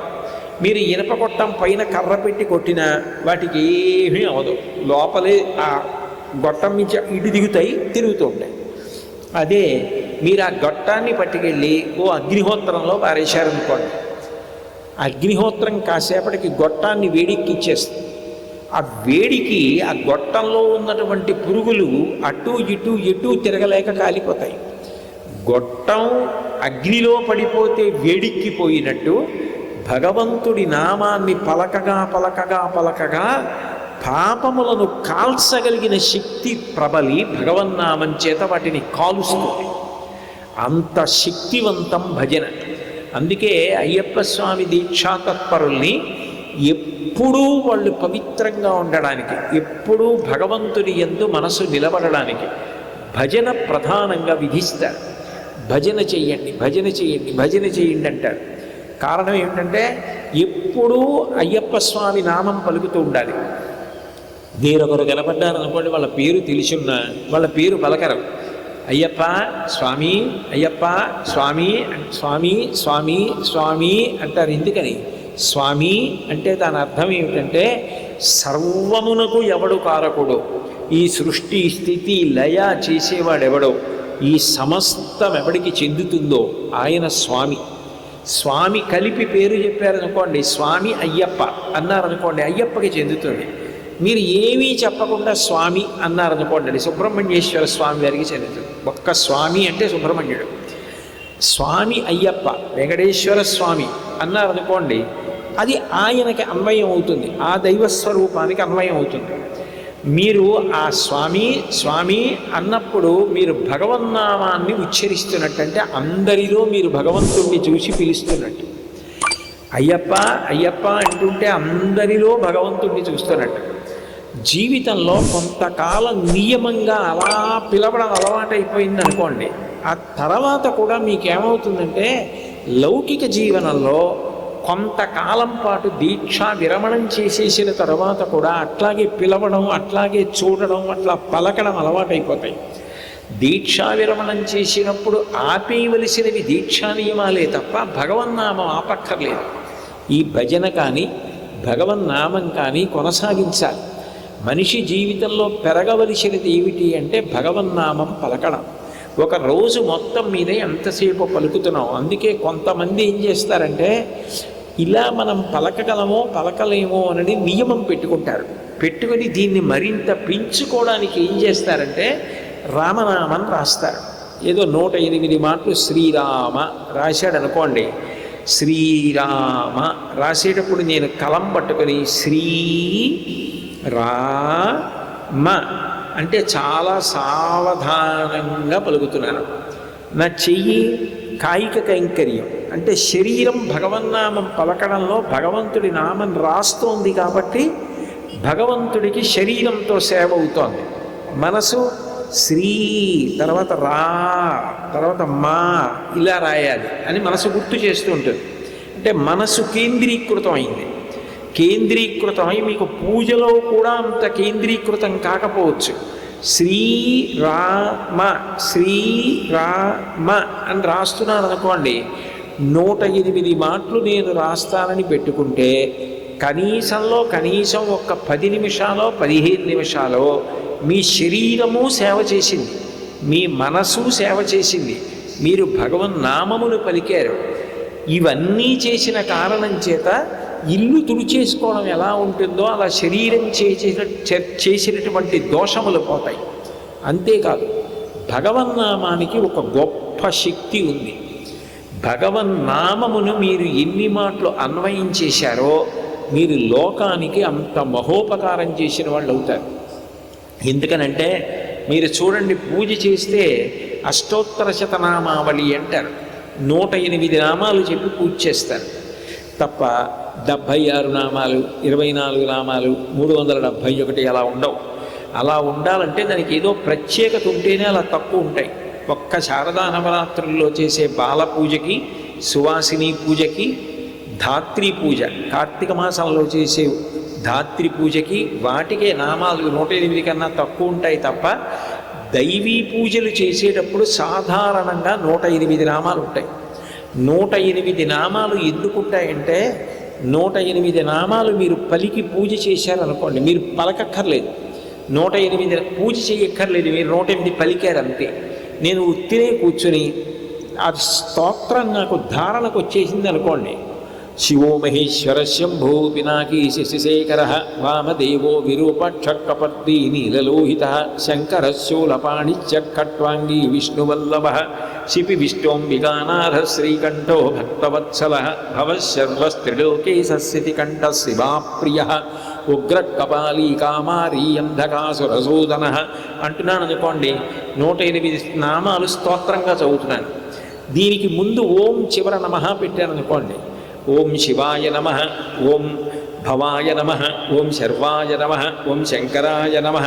నామానికి ముందు ఓం చివర నమః పెడితే నామం పూజలోకి వెళ్ళిపోతుంది. 108 నామాలు మీరు తెలిసి కానీ తెలియక కానీ పలికితే మీరు లోకానికి అంతటికీ ఎంత ఉపకారం చేశారని భగవంతుడు తీసుకుంటాడో తెలుసా. అందుకే పూజ 108తో చేయిస్తారు. ఎవరు పుట్టినా ఎవరు చనిపోయినా రోజు కన్నా ఆ రోజు తిథి కన్నా ప్రధానంగా దేన్ని చూస్తారంటే నక్షత్రాన్ని చూస్తారు. జాతకం వేసేటప్పుడు ఏ నక్షత్రంలో పుట్టాడు, ఏ పాదంలో పుట్టాడు చూస్తారు. శాంతి చెయ్యాలన్నా ఏ నక్షత్రంలో పుట్టాడో చూస్తారు. చనిపోయినప్పుడు నక్షత్రం చూస్తారు. మనకి ఉన్నవి 27 నక్షత్రాలు. ఒక్కొక్క నక్షత్రానికి 4 పాదాలు.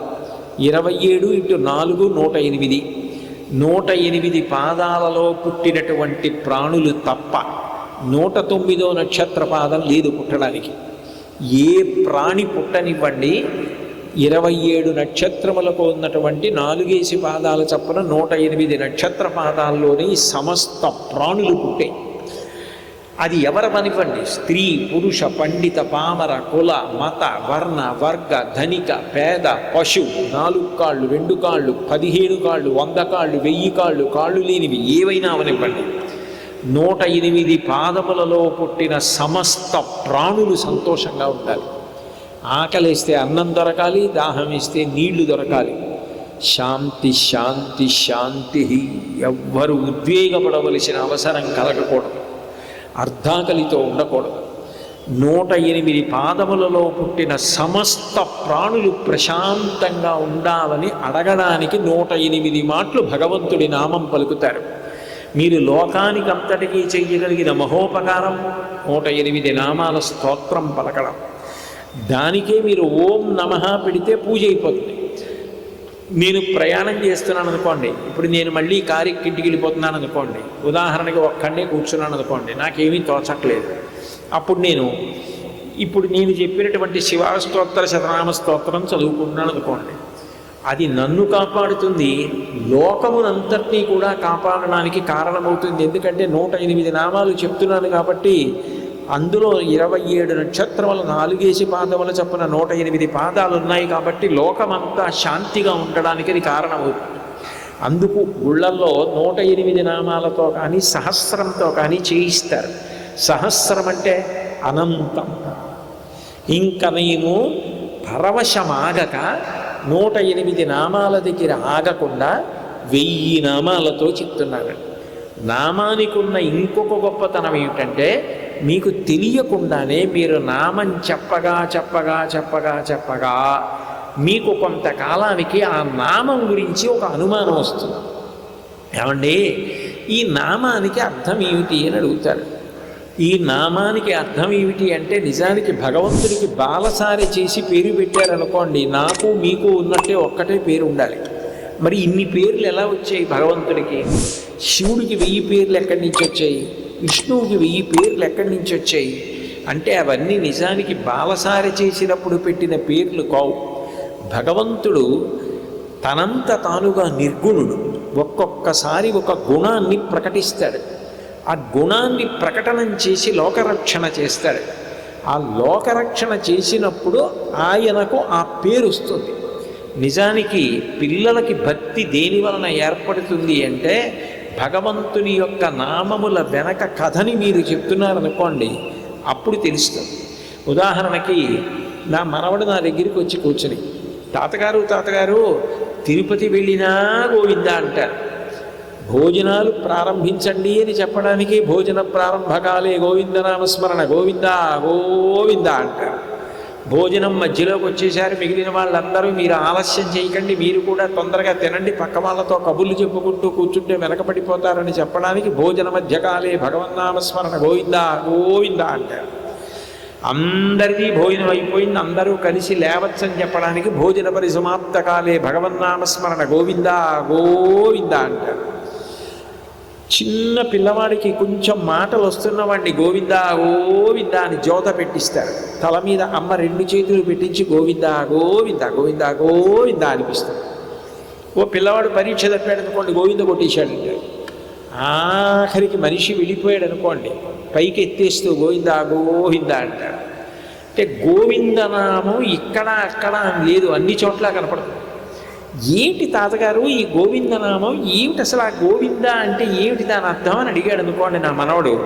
గోవింద అంటే అది పెట్టిన పేరు కాదురా.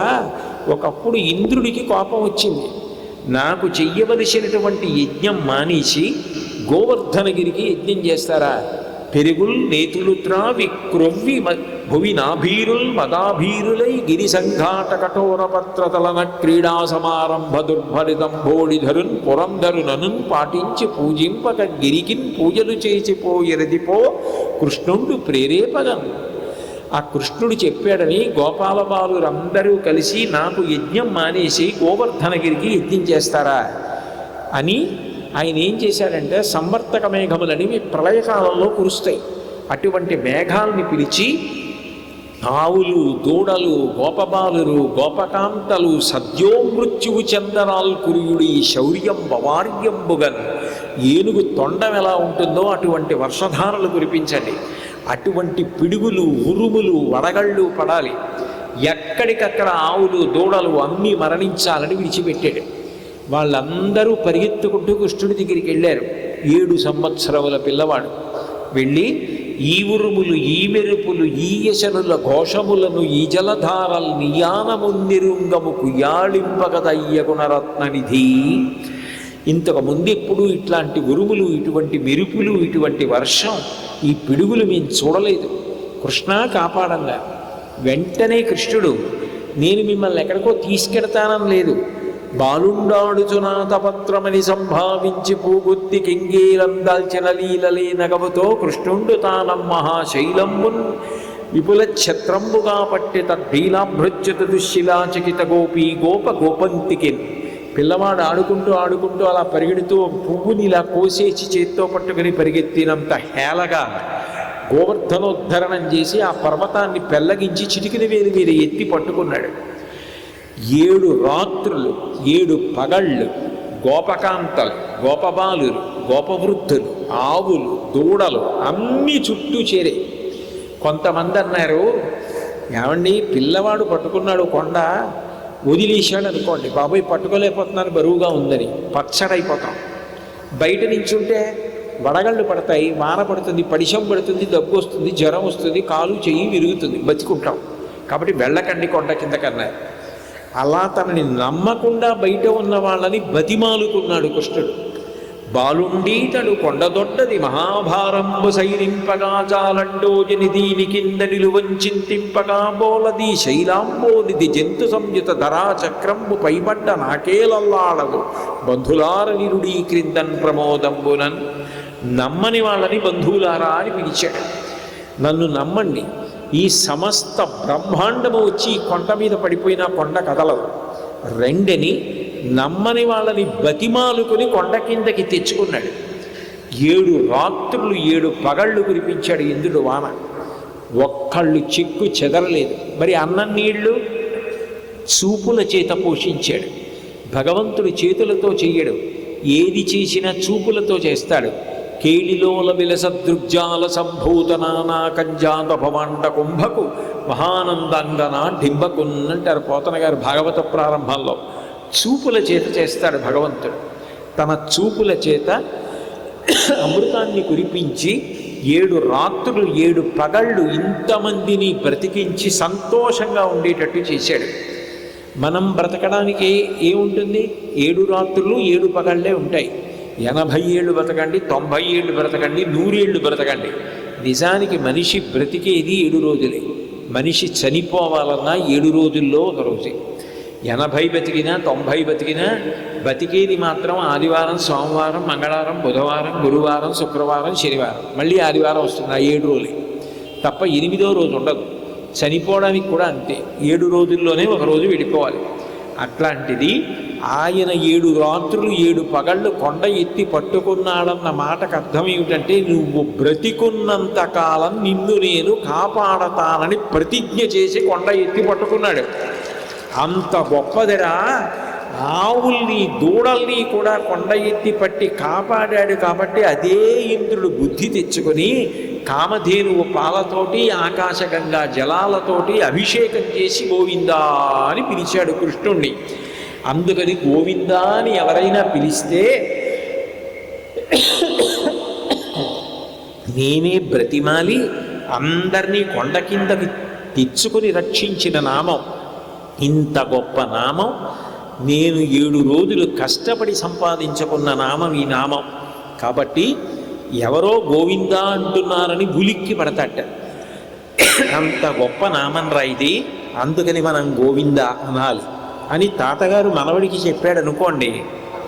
ఏ తిరుపతో వెడితే ఎక్కడ చూసినా గోవిందా గోవిందా గోవిందా గోవిందా అని వినపడుతుంటే ఆయన ఎంత సంతోషంగా వచ్చిన వాళ్ళందరి వైపు చూసి కాపాడుతూ ఉంటాడో మనకు అర్థమవుతుంది.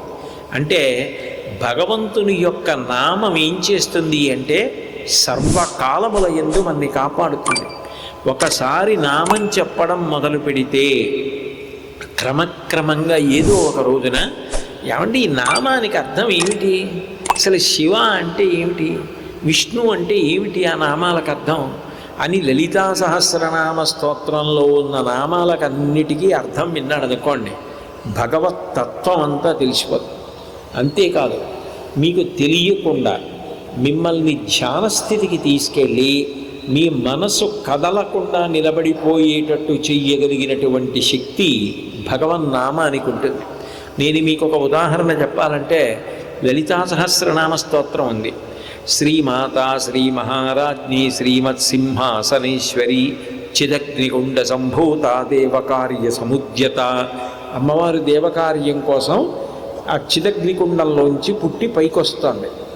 పైకి వచ్చినప్పుడు అమ్మవారి యొక్క రూపాన్ని ఆ ముందు పైకి వస్తున్నప్పుడు చతుర్బాహు సమన్విత రాగస్వరూప పాశాఢ్య క్రోధాకార కుశోజ్వల మనోరూపేక్షుకోదండ పంచతన్మాత్ర సాయక. అమ్మవారి చేతులలో ఆయుధాలు చెప్పి నవచంపక పుష్పాభనాసాదండ విరాజిత అని, లేకపోతే చంపకాశోక పున్నాక సౌగంధిక లసత్కచ. అమ్మవారి యొక్క తల పెద్ద జుట్టు ముడి, దాని చుట్టూ తురిమినటువంటి సంపంగి పువ్వులు, అశోక పుష్పాలు, ఈ పూల దండలు అవన్నీ చదువుతున్నాడు. చదువుకుంటూ నోటికి వచ్చేసాయి నామాలు. నామాలకున్న లక్షణం ఏమిటంటే మీరు నామ స్తోత్రం రోజు చదివారనుకోండి, దాన్ని అభ్యాసం అంటారు. ప్రతిరోజు చదివితే కొన్నాళ్ళకి మీకు వచ్చేస్తాయి. మాకు కాకినాడలో గోశాలలో పూర్వం మొట్టమొదటి పుస్తకాలు పట్టుకు చదివిన వాళ్ళు ఇవాళ పుస్తకాల అవసరం లేకుండా లలితా సహస్రం విష్ణు సహస్రం చదువుతూ ఉంటారు. అంటే వచ్చేస్తుంది కొన్నాళ్ళకి నోటికి. వచ్చేసిన తర్వాత ఏమవుతుంది అంటే మీరు కళ్ళు మూసుకుని చదువుతున్నారు అనుకోండి, ఇదో చంపక శోక పున్నాగ సౌగంధిక లసత్కచ అంటున్నారు అనుకోండి, దాని అర్థం తెలిసిందనుకోండి. అమ్మవారి పెద్ద జుత్తుముడి, ఆ జుత్తుముడి చుట్టూ పెట్టినటువంటి పూలదండలు మీకు అట్లా మనసులో కనపడుతున్నాయి అనుకోండి, మీకు తెలియకుండా ఏమవుతుందంటే మీరు తర్వాత నామం మర్చిపోతారు. మర్చిపోయి చంపకాశోక పున్నాగ సౌగంధిక లసత్కచ చంపకాశోక పున్నాగ సౌగంధిక లసత్కచ చంపకాశోక పున్నాగ సౌగంధిక లసత్కచ అంటుంటారంటే మీ మనసు అమ్మవారి యొక్క జుట్టు ముడి వంక చూస్తూ ఉండిపోయింది. మీరు తెలిసి కానీ తెలియక కానీ అమ్మవారి యొక్క కబరీబంధాన్ని ధ్యానం చేశారనుకోండి, ఉత్తర క్షణంలో పెట్రోల్ లాంటిది పోసి అగ్ని కణం తగిలిందనుకోండి, భగ్గున ఎలా మండుతుందో అమ్మవారి కబరీబంధ ధ్యానం చేస్తే పాపనాశనం అయిపోతుంది. అందుకే శంకరాచార్యులు వారి సౌందర్యలహరిలో ధునోతుధ్వంతం నస్తులితదళితి ఇందీవరవనం ఘనస్నిగ్ధశ్లక్షం చికురనికురంబం తవ శివే యదీయం సౌరభ్యం సహజముపలబ్ధం సుమనసౌ వసంతస్మిన్ మన్యే వల్లమధన వాటీ విటపినాం అంటారు. అందుకే కొంతమంది లలితా సహస్రం చదువుతూ ఆ నామం దగ్గర సౌందర్యలహరిలో ఏ శ్లోకం వచ్చిందో గుర్తు తెచ్చుకుని ఒకసారి ఆ శ్లోకం చదువుకుంటారు. ఎందుకంటే అప్పుడు అమ్మవారికి సంబంధించిన విషయం ధ్యానంలోకి వస్తుంది, మనసు దాని మీద నిలబడుతుంది. అంటే మనసుని నిలబెట్టగలిగిన లక్షణం దేని ఎందుంది అంటే నామమునందు ఉన్నది. నామము నాలుకను పట్టుకుంటుంది. అప్రయత్నంగా మీరు ఆ నామాన్ని భజన చెయ్యొచ్చు, ఆ నామాన్ని పలకచ్చు. అంటే నామమును పలకడం అనేటటువంటిది మనిషికి అంత అభ్యున్నతి హేతు, అంత గొప్పది. కాబట్టి మనకి భగవంతుడు ఇచ్చినటువంటి గొప్ప అపూర్వమైనటువంటి అవకాశం మిగిలిన ఏ ప్రాణులకు భగవంతుడు ఇవ్వనిది, ఒక్క మనిషికి మాత్రమే ఇచ్చినది ఏది అంటే భగవంతుని యొక్క నామం పలకడానికి నోరిచ్చాడు. మిగిలిన ఏ ప్రాణైనా ఆర్తి చెందిందనుకోండి, నేను భగవంతుడి నామం పలుకుతాను అని అన్నా దానికి పూర్వజన్మ సంస్కారం ఉన్నా అది పలకలేదు. అలా పలకగలిగిన వాడు మనిషి ఒక్కడే. అంత గొప్ప జన్మ ఉండి నోరుండి భగవంతుని నామం పలకలేకపోవడం కన్నా దురదృష్టం ఇంకొకటి ఉండదు. ఒక దీక్షలో ప్రారంభించినటువంటి మంచి అలవాటు తర్వాత కూడా కొనసాగాలి. అలా కొనసాగవలసినటువంటి అవసరం ఉన్నటువంటి ప్రధానమైనటువంటి విషయం భజన, భగవన్నామ ఉచ్చారణ. అందుకని మనందరం కూడా పరమభక్తితో చక్కగా రోజు భగవన్నామాన్ని ఉచ్చరించడం అలవాటు చేసుకోవాలి. అలా అలవాటు చేసుకుంటే మీరు ఎక్కడున్నారు, ఏ పరిస్థితిలో ఉన్నారు దీనితో సంబంధం లేదు. మీకు నేను ఇందాక చెప్పా, ఎక్కడున్నా భగవన్నామని చెప్పుకోవడం అలవాటు అయిందనుకోండి, అంతకన్నా గొప్ప రక్షణ ఇంకొకటి ఉండదు. మీరు వర్షంలో వెడుతున్నారనుకోండి, రెయిన్ కోట్ వేసుకుంటారు. మీరు మంచి ఎండలో వెడుతున్నారనుకోండి, గొడుగు వేసుకుంటారు. ఎండలో వెళ్ళినా వానలో వెళ్ళినా ఎప్పుడు వెళ్ళినా మనని కాపాడగలిగినటువంటి గొప్ప రక్షణ శక్తి ఎక్కడుంటుంది అంటే భగవంతుని యొక్క నామంలో ఉంటుంది. భగవంతుని యొక్క నామం అంత గొప్ప రక్షణ శక్తి. వర్షంలో విడితే కోటు వానలో తడవకుండా చేస్తుంది, ఎండలో విడితే గొడుగు ఎండకి వేడెక్కకుండా చూస్తుంది. కానీ భగవంతుని నామము ఎప్పుడూ మనందరం హాయిగా ప్రశాంతంగా సంతోషంగా ఉండేటట్టు చెయ్యగలదు. మీరందుకే చూడండి, కొన్ని ప్రధానమైన నామములు మీరు పరిశీలిస్తే 1000 చెప్పండి 100 చెప్పండి అని కూడా అనరు. కనీసం ఇవి చెప్పండి అని చెప్తారు. 16 నామములు ఉంటాయి విఘ్నేశ్వరుడు. ఈ నామాలు ఒకవేళ మీకు రాకపోతే వచ్చిన వాళ్ళు ఎవరితోనైనా చదివించుకుని వినండి అని చెప్తారు. ఎందుకనంటే అవి అంత రక్షకత్వం. నిద్ర లేవగానే ఒక్కసారి వాటిని చదవమంటారు. వస్తే పూజ చేసుకునే ముందు ఒకసారి చదువుతారు. ఎందుకనంటే మీరు ఒకటి గుర్తుపెట్టుకోండి, ఒకరోజు నిద్ర లేస్తే మన జీవితం అంతా ఎలా ఉంటుంది అంటే లోపలికి వెళ్ళడం బయటికి రావడం మీదే ఆధారపడుతుంది. ఇది నేను అన్నది మీరు బాగా గుర్తుపెట్టుకోండి.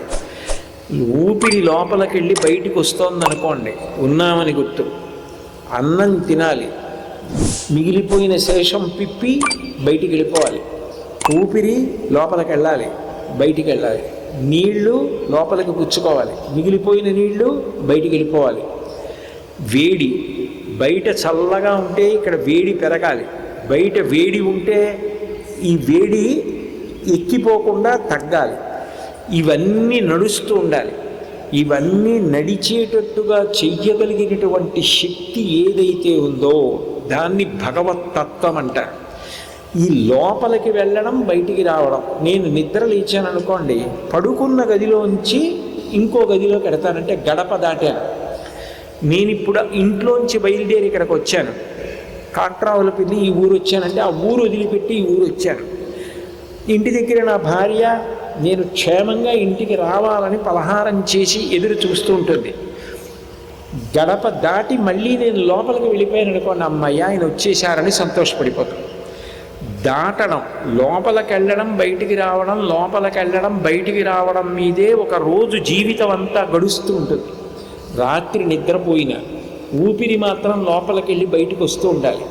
ఇందులో దేనికైనా ప్రతిబంధకం వచ్చిందనుకోండి, మీరు తిన్నది జీర్ణం అవ్వట్లేదనుకోండి, వైద్యుడి దగ్గరికి వెళ్ళాలి. ఊపిరి లోపలికి వెళ్ళి పైకి రాలేదనుకోండి, ఇంకా తొందరగా వెళ్ళాలి. నీరు లోపలికి వెళ్ళి నిలబట్టలేదనుకోండి, వెళ్ళాలి. లోపలికి వెళ్ళిన నీరు మూత్రంగా బయటికి రావట్లేదనుకోండి, వైద్యుడి దగ్గరికి వెళ్ళాలి. లోపలికి వెళ్ళి బయటికి రావడం మీదే ఆధారపడి ఉంటుంది. అందుకే ఏది చాలా శక్తివంతమో దాన్ని తగ్గించేస్తారు నామాలు. తగ్గించేసి ఇది చెప్పు చాలంటారు. వినాయకుడు విఘ్నం లేకుండా నడిపిస్తాడు. ఒక రోజు మొత్తం మీద మీరు ఎన్ని మాటలు గుర్తుపెట్టుకు చెప్పగలరు? అందుకని ఏం చేస్తారంటే పొద్దున నిద్ర లేవగానే చెప్పు, లేదా పూజలో చెప్పు. చెప్పేటప్పుడు సుముఖశ్చైకదంతశ్చ కపిలో గజకర్ణక లంబోదరశ్చ వికటో విఘ్నరాజో గణాధిప ధూమకేతుర్గణాధ్యక్ష బాలచంద్రో గజానన వక్రతుండ శూర్పకర్ణో హీరంబ స్కందపూర్వజ షోడశైతాని నామాని యప్పటేత్ శృణుయాదపి విద్యారంభే వివాహే చ ప్రవేశే నిర్గమే తథా సంగ్రామే సర్వకార్యేషు విఘ్నస్తస్య న జాయతే. చదువుకుంటున్నప్పుడు, పెళ్లి చేసుకున్నప్పుడు, బయటికి ఎడుతున్నప్పుడు, లోపలికి ఎడుతున్నప్పుడు, ఏది చేసినా నువ్వు ఈ 16 విఘ్నేశ్వర నామములు చెప్పు అంటే ఒకరోజు ప్రారంభంలో మీరు ఈ 16 నామాలు చెప్పారనుకోండి, ఇది మిమ్మల్ని మరునాడు ఉదయం నిద్రలేచే వరకు కాపాడుకొస్తుంది. అలాంటివై విఘ్నం తొలగించేవి పరమశక్తివంతమైనవి నీకు రాకపోతే నువ్వే చదవాలని నియమం లేదు. పఠేత్ శృణుయాదపి. నువ్వు ఒకవేళ ఇతరులు చదువుతుంటే ఇవి విను చాలు. ఒకవేళ నాకు చదువు రాదనుకోండి, నేను బెంగపెట్టుకోక్కర్లేదు, అయ్యో నేను ఎలా చదువుకుంటానని. నా కొడుక్కి చదవచ్చు, నా మనవడికి చదవచ్చు, ఒరే ఒక్కసారి 16 నామాలు చదవరా అని ఈ స్తోత్రం చదవడానికి ఎంతసేపు పట్టింది? అది విని వెళ్ళిపోవాలి. ఎప్పటేతో నాకు వస్తే నేను చదువుకోవాలి. శృణుయాదపి, లేదంటే ఎవరితో అన్నా చదివించుకుని వినాలి పొద్దున్నోసారి. ఎప్పటేత్ శృణుయాదపి విద్యారంభే వివాహేశ ప్రవేశే నిర్గమే తథా సంగ్రామే సర్వకార్యేషు విఘ్నస్తస్య నజాయతే. మీకు అందుకే మీకు ఆర్తి ఉన్న మీరు ఒక పనిని బాగా చెయ్యడం సాధ్యం కానప్పుడు అది పూర్తయిపోవడం దేనితో చేస్తారంటే నామంతో చేసేస్తారు. మీకు నేను ఒక ఉదాహరణ చెప్తాను. నేను ఏదో శనివారం నాడు పొద్దున్న విష్ణు సహస్రనామ స్తోత్రంతో పూజ చేసుకుందాం అనుకున్నాను. అకస్మాత్తుగా నాకు కబురు వచ్చింది, మా గురువుగారు వస్తున్నారు మా ఇంటికని. గురువుగారు ఇంటికి వస్తున్నారనుకోండి, పూజ చేసుకుంటున్నానని లేవకుండా ఉండకూడదు. గురువుగారు వస్తుంటే లేచిపోవాలి. పూజ కన్నా గురువుగారి దర్శనమే గొప్పది, గురువుకి స్వాగతం పలకడం గొప్పది. అప్పుడు నేను బెంగ పెట్టుకోక్కర్లేదు. విష్ణు సహస్రం చదివితే ఎంత గొప్పో. రామ రామ రామ అని 3 మాటలని నేను ఒక్క తులసి దళం వేస్తే అంతే, పూర్తయిపోయినట్టే. అవకాశం కలగనప్పుడు 3 మాటలు రామనామని చెప్తే విష్ణు సహస్రంతో పూజ చేసినట్టు. అందుకే శ్రీరామ రామ రామేతి రమే రామే మనోరమే సహస్రనామ తత్తుల్యం రామనామ వరాననే. సంస్కృత భాషకు ఒక మర్యాద ఉంటుంది. అక్షరాన్ని అంకెల్లోకి మారుస్తారు. రా అంటే 2, మా అంటే 5. 2 × 5 × 2 × 5 × 2 × 5 రామ రామ రామ అంటే 2 5 10, 10 2 20, 25 100, 100 2 200, 205 1000. సహస్రనామ తత్తుల్యం రామనామ వరాననే. మీరు రామ రామ రామ అన్నారనుకోండి, విష్ణు సహస్రం పలికేసినట్టే. ఎప్పుడూ రామ రామ రామ రామ అన్నం అలవాటైందనుకోండి, రా అగ్ని బీజం, పాపములు కాలిపోతాయి. మా అమృత బీజం, ఇక మళ్ళీ లోపలికి రాలిపో.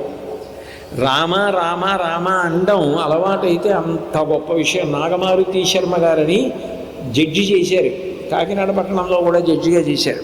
ఆయన ఇప్పటికే ఆయనకు అలవాటు ఏంటంటే, నాతో ఫోన్లో మాట్లాడుతూ కూడా, కోటేశ్వరారు బాగున్నారా, రామ రామ రామ రామ రామ, కోటేశ్వరారు ఈ మధ్య నేను ఢిల్లీ వెళ్ళాను, రామ రామ రామ రామ రామ, అలా రామ రామ రామ రామ రామ రామ రామ రామ రామ అనుకుంటూనే ఉంటారు. ఆయన ఎప్పుడూ రామ రామ రామ రామ రామ అంటూ ఉంటాడు. అదో అదృష్టం. అలా ఎప్పుడు భగవన్నామం గుర్తొస్తూ ఉండడం, పలుకుతూ ఉండడం పెద్ద భాగ్య విశేషం. కాబట్టి భగవన్నామం ఎంత తేలికగా తరించడానికి కారణమో తెలుసుకుంటే, అయ్యప్ప స్వామి దీక్ష వంటి దీక్షల్లో భజన నామం పలకడానికి ఎందుకంత ప్రాధాన్యత ఇచ్చారో మీకు అర్థమై ఉంటుంది. కాబట్టి ఇది మీరు బాగా అలవాటు చేసుకోండి. అందుకే ఏం చేస్తారంటే, కొన్ని దీక్షల్లో బాగా నిద్ర పట్టనేటువంటి లక్షణం కల్పిస్తారు. ఎందుకు కల్పిస్తారంటే, క్రమక్రమంగా నిద్దట్లో కూడా ఈ నామం పలకడం అలవాటు చేసుకుంటారు. అరిగండమని ఉండేది పూర్వం, అది వేసుకునేవారు. అది వేసుకోవడం అంటే ఏం చేస్తారంటే, మెడ చుట్టూ వేలుకు ఉంగరం ఎలా పెట్టుకుంటారో అలా ఇంత లావున ఉండేటటువంటి ఒక ఇనప గొట్టం తగిలించుకుంటారు. మెడకి తగిలించుకుంటే ఏమవుతుందంటే, వాళ్ళు పడుకోలేరు. ఇనప గొట్టం ఉందనుకోండి, ఇలా చుట్టూ ఒక ఉంగరం పెట్టుకున్నట్టుగా పెట్టుకున్నాడు అనుకోండి, ఎలా పడుకుంటాడు? పడుకోవడం కుదరదు. పడుకుందా అంటే అది ఒత్తుతుంది, ఒత్తి నిప్పెడుతుంది. ఇటూ తిరగలేడు, ఇటూ పడుకోలేడు. ఎందుకని అంటే అంత బాధ, ఇబ్బంది, కష్టపడుతూ భగవన్నామని చెప్పడం సాధన చేసేవారు. అది ఎప్పటికీ పనికి రావాలి అంటే, అనారోగ్యంగా ఉన్నప్పుడు, ఒంట్లో బాగులేనప్పుడు, ఆఖరికి పెనుబాధ, శరీరం వదిలిపెట్టేటప్పుడు కూడా భగవన్నామం గుర్తు రావడానికి మెడలో అటువంటి ఆ లోహదండం వేసుకుని, లోహవృత్తం వేసుకుని సాధన చేసేవారు. అంటే భగవన్నామం పలకడం ఎంత గొప్పో, భగవన్నామం చెప్పడం ఎంత అదృష్టమో, భగవంతుడు మనకి నోరిచ్చింది ఎందుకో గమనించి మనిషి తన జన్మని సార్థక్యం చేసుకోవాలి. కాబట్టి మనందరం కూడా అట్లా భగవన్నామం చెప్పి ఈశ్వర కృపకి పాత్రులమయ్యేటట్టుగా భగవంతుడు తన నిర్హేతుక కృపాకటాక్ష వీక్షణముల చేత మనను అనుగ్రహించుగాక. నేను వస్తున్నప్పుడు చూశాను, విశేషమైనటువంటి మంచు అప్పుడే ప్రారంభమైంది. నేను ఆ బ్రిడ్జ్ మీద వస్తూ చూసినప్పుడు పొగమంచు కనపడుతోంది. మీ అందరూ ఇంత భక్తి తత్పరతతో నేను మాట్లాడుతుంటే నాకు అక్కడెక్కడో కనుచూపు మేర వరకు జనం కనపడుతున్నారు. అంత భక్తిగా ఇక్కడ ఇంతమంది ఉన్నారంటే ఎవరు నమ్మరు. నేను ఒక్కడినే కూర్చొని మాట్లాడుకుంటున్నాను అనుకుంటారు. ఎంత నిశ్శబ్దంగా, ఎంత క్రమశిక్షణగానో కూర్చున్నటువంటి ఈ సభ నాకు ఎప్పటికీ జ్ఞాపకం ఉండిపోతుంది. మీ అందరి భక్తికి, మీ క్రమశిక్షణకి నేను మీకు హృదయపూర్వకమైనటువంటి అభినందనలు తెలియచేస్తూ మిమ్మల్ని అందరినీ నేను అడిగేటటువంటి వరం ఒక్కటే, దయచేసి నేను వేదిక దిగి వెళ్ళిపోయేటప్పుడు నా మీద పడ్డం కానీ కాళ్ళు పట్టుకునే ప్రయత్నం కానీ చెయ్యవద్దు. ఏవో 4 మాటలు చెప్పినంత మాత్రం చేత నేను మీకన్నా గొప్పవాణ్ణి ఏం కాను. దీక్షితులు ఉన్నారు, ఎన్నో రోజుల నుంచి దీక్ష పట్టిన వాళ్ళు ఉన్నారు సభలో. భగవంతుడు నాకు 4 పద్యాలు గుర్తుపెట్టుకునే అదృష్టం, 4 మాటలు చెప్పగలిగిన శక్తి ఇచ్చాడు. అంత తప్ప మీకన్నా నేను ఏ విధంగానూ గొప్పవాణ్ణి కాదు. మీలో ఎందరో గొప్ప గొప్ప దానాలు చేసిన వారు ఉన్నారు, గుళ్ళు కట్టిన వాళ్ళు ఉన్నారు, ఇవాళ ఇంత పెద్ద సభ చేస్తున్నారు. కాబట్టి మీరు దయచేసి నా కాళ్ళ మీద పడద్దు, దయచేసి నాకు అడ్డు రావడం కానీ కాళ్ళ మీద పడ్డం కానీ చెయ్యొద్దు. అదొక్కటి నాకు సహకరించవలసిందిగా కోరుతూ, ఈ మంచులో ఇంతకన్నా మిమ్మల్ని కూర్చోపెట్టి మాట్లాడడం మర్యాద కాదు కాబట్టి ఇక్కడతో పూర్తి చేస్తూ సెలవు తీసుకుంటున్నాను. స్వస్తి. మంగళాశాసనపరై మదాచార్య పురోగమై సర్వైశ్చ పూర్వైరాచార్యై సత్కృతాయాస్తు మంగళం. మంగళం కోసలేంద్రాయ మహనీయ గుణాత్మనే చక్రవర్తి తనూజాయ సర్వభౌమాయ మంగళం. ఉమాకాంతాయ కాంతాయ కామితార్థప్రదాయినే శ్రీగిరీశాయ దేవాయ మలినాథాయ మంగళం. సర్వం శ్రీ ఉమామహేశ్వర పరబ్రహ్మార్పణమస్తు. స్వస్తి.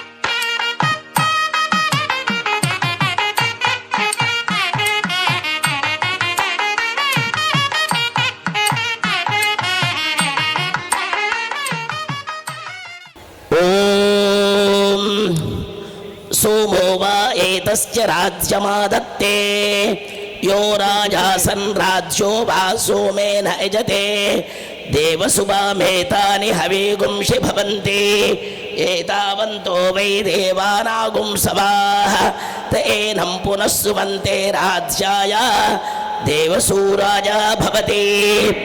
सभायै नमः महद्भ्यो नमः। स्वस्ति मंत्राद्धा सत्या सबला सुंदरि भवन्तः श्रीमन्तो धीमन्तो महन्तो न गृह्णन्तो तदास्तु।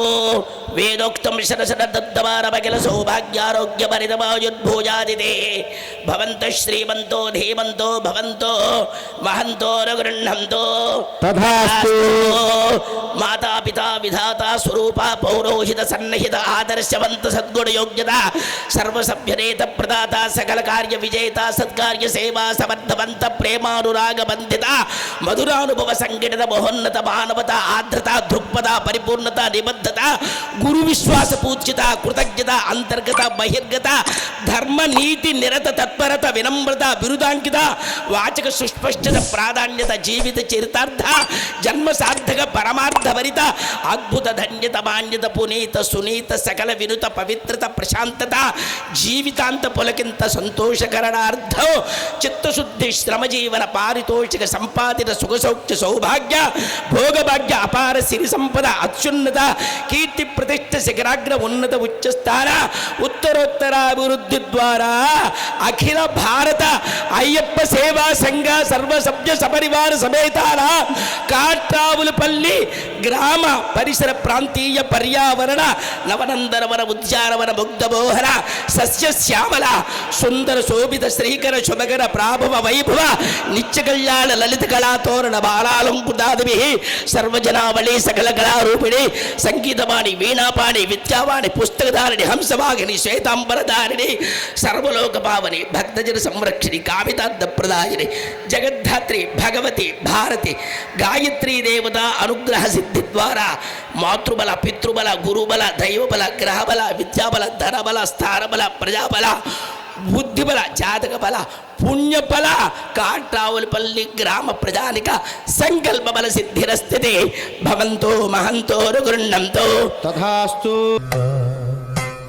ప్రణయ సత్యకం ప్రాణనాయకం ప్రణతకల్పగం సుప్రభాంజితం ప్రణవమందిరం కీర్తనప్రియం హరిహరాత్మజం దేవమాశ్రయే. శరణమయ్యప్ప స్వామి శరణమయ్యప్ప, శరణమయ్యప్ప స్వామి శరణమయ్యప్ప.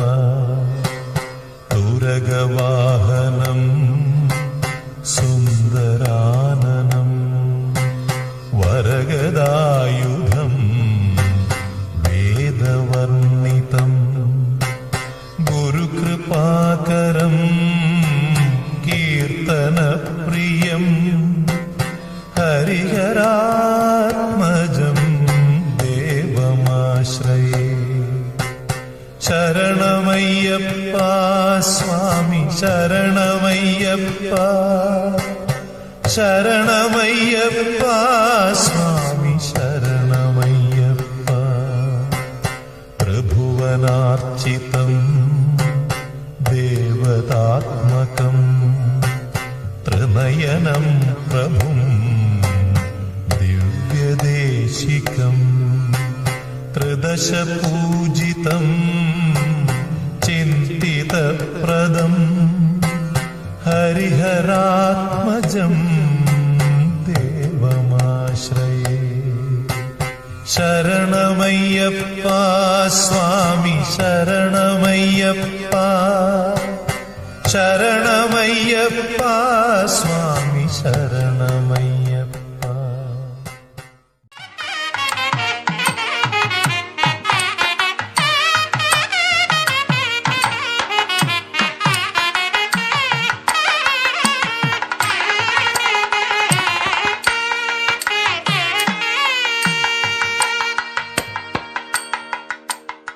భగవంతుని ఆశీస్సులతో ప్రతి ఒక్కరూ కూడా ఇంతింతే ఒడ్డింతే అన్నట్టుగా మరింత వృద్ధి చెందాలి అని ప్రతి ఒక్కరిని కూడా ఆ భగవంతుని యొక్క ఆశీస్సులు కలగాలి అని కోరుకుంటూ దీనికి సహకరించిన ప్రతి ఒక్కరికి కూడా ప్రత్యేక ధన్యవాదాలు తెలియజేస్తున్నాం. అలాగే ఇవాళ కార్యక్రమానికి కూచిపూడి నృత్య ప్రదర్శన చేయడానికి పిల్లలందరినీ కూడా తర్ఫీలించినటువంటి శ్రీమతి ముళ్ళపల్లి విజయలక్ష్మి గారిని సభావేదిక మీదకి రావాల్సిందిగా కోరుతున్నాం.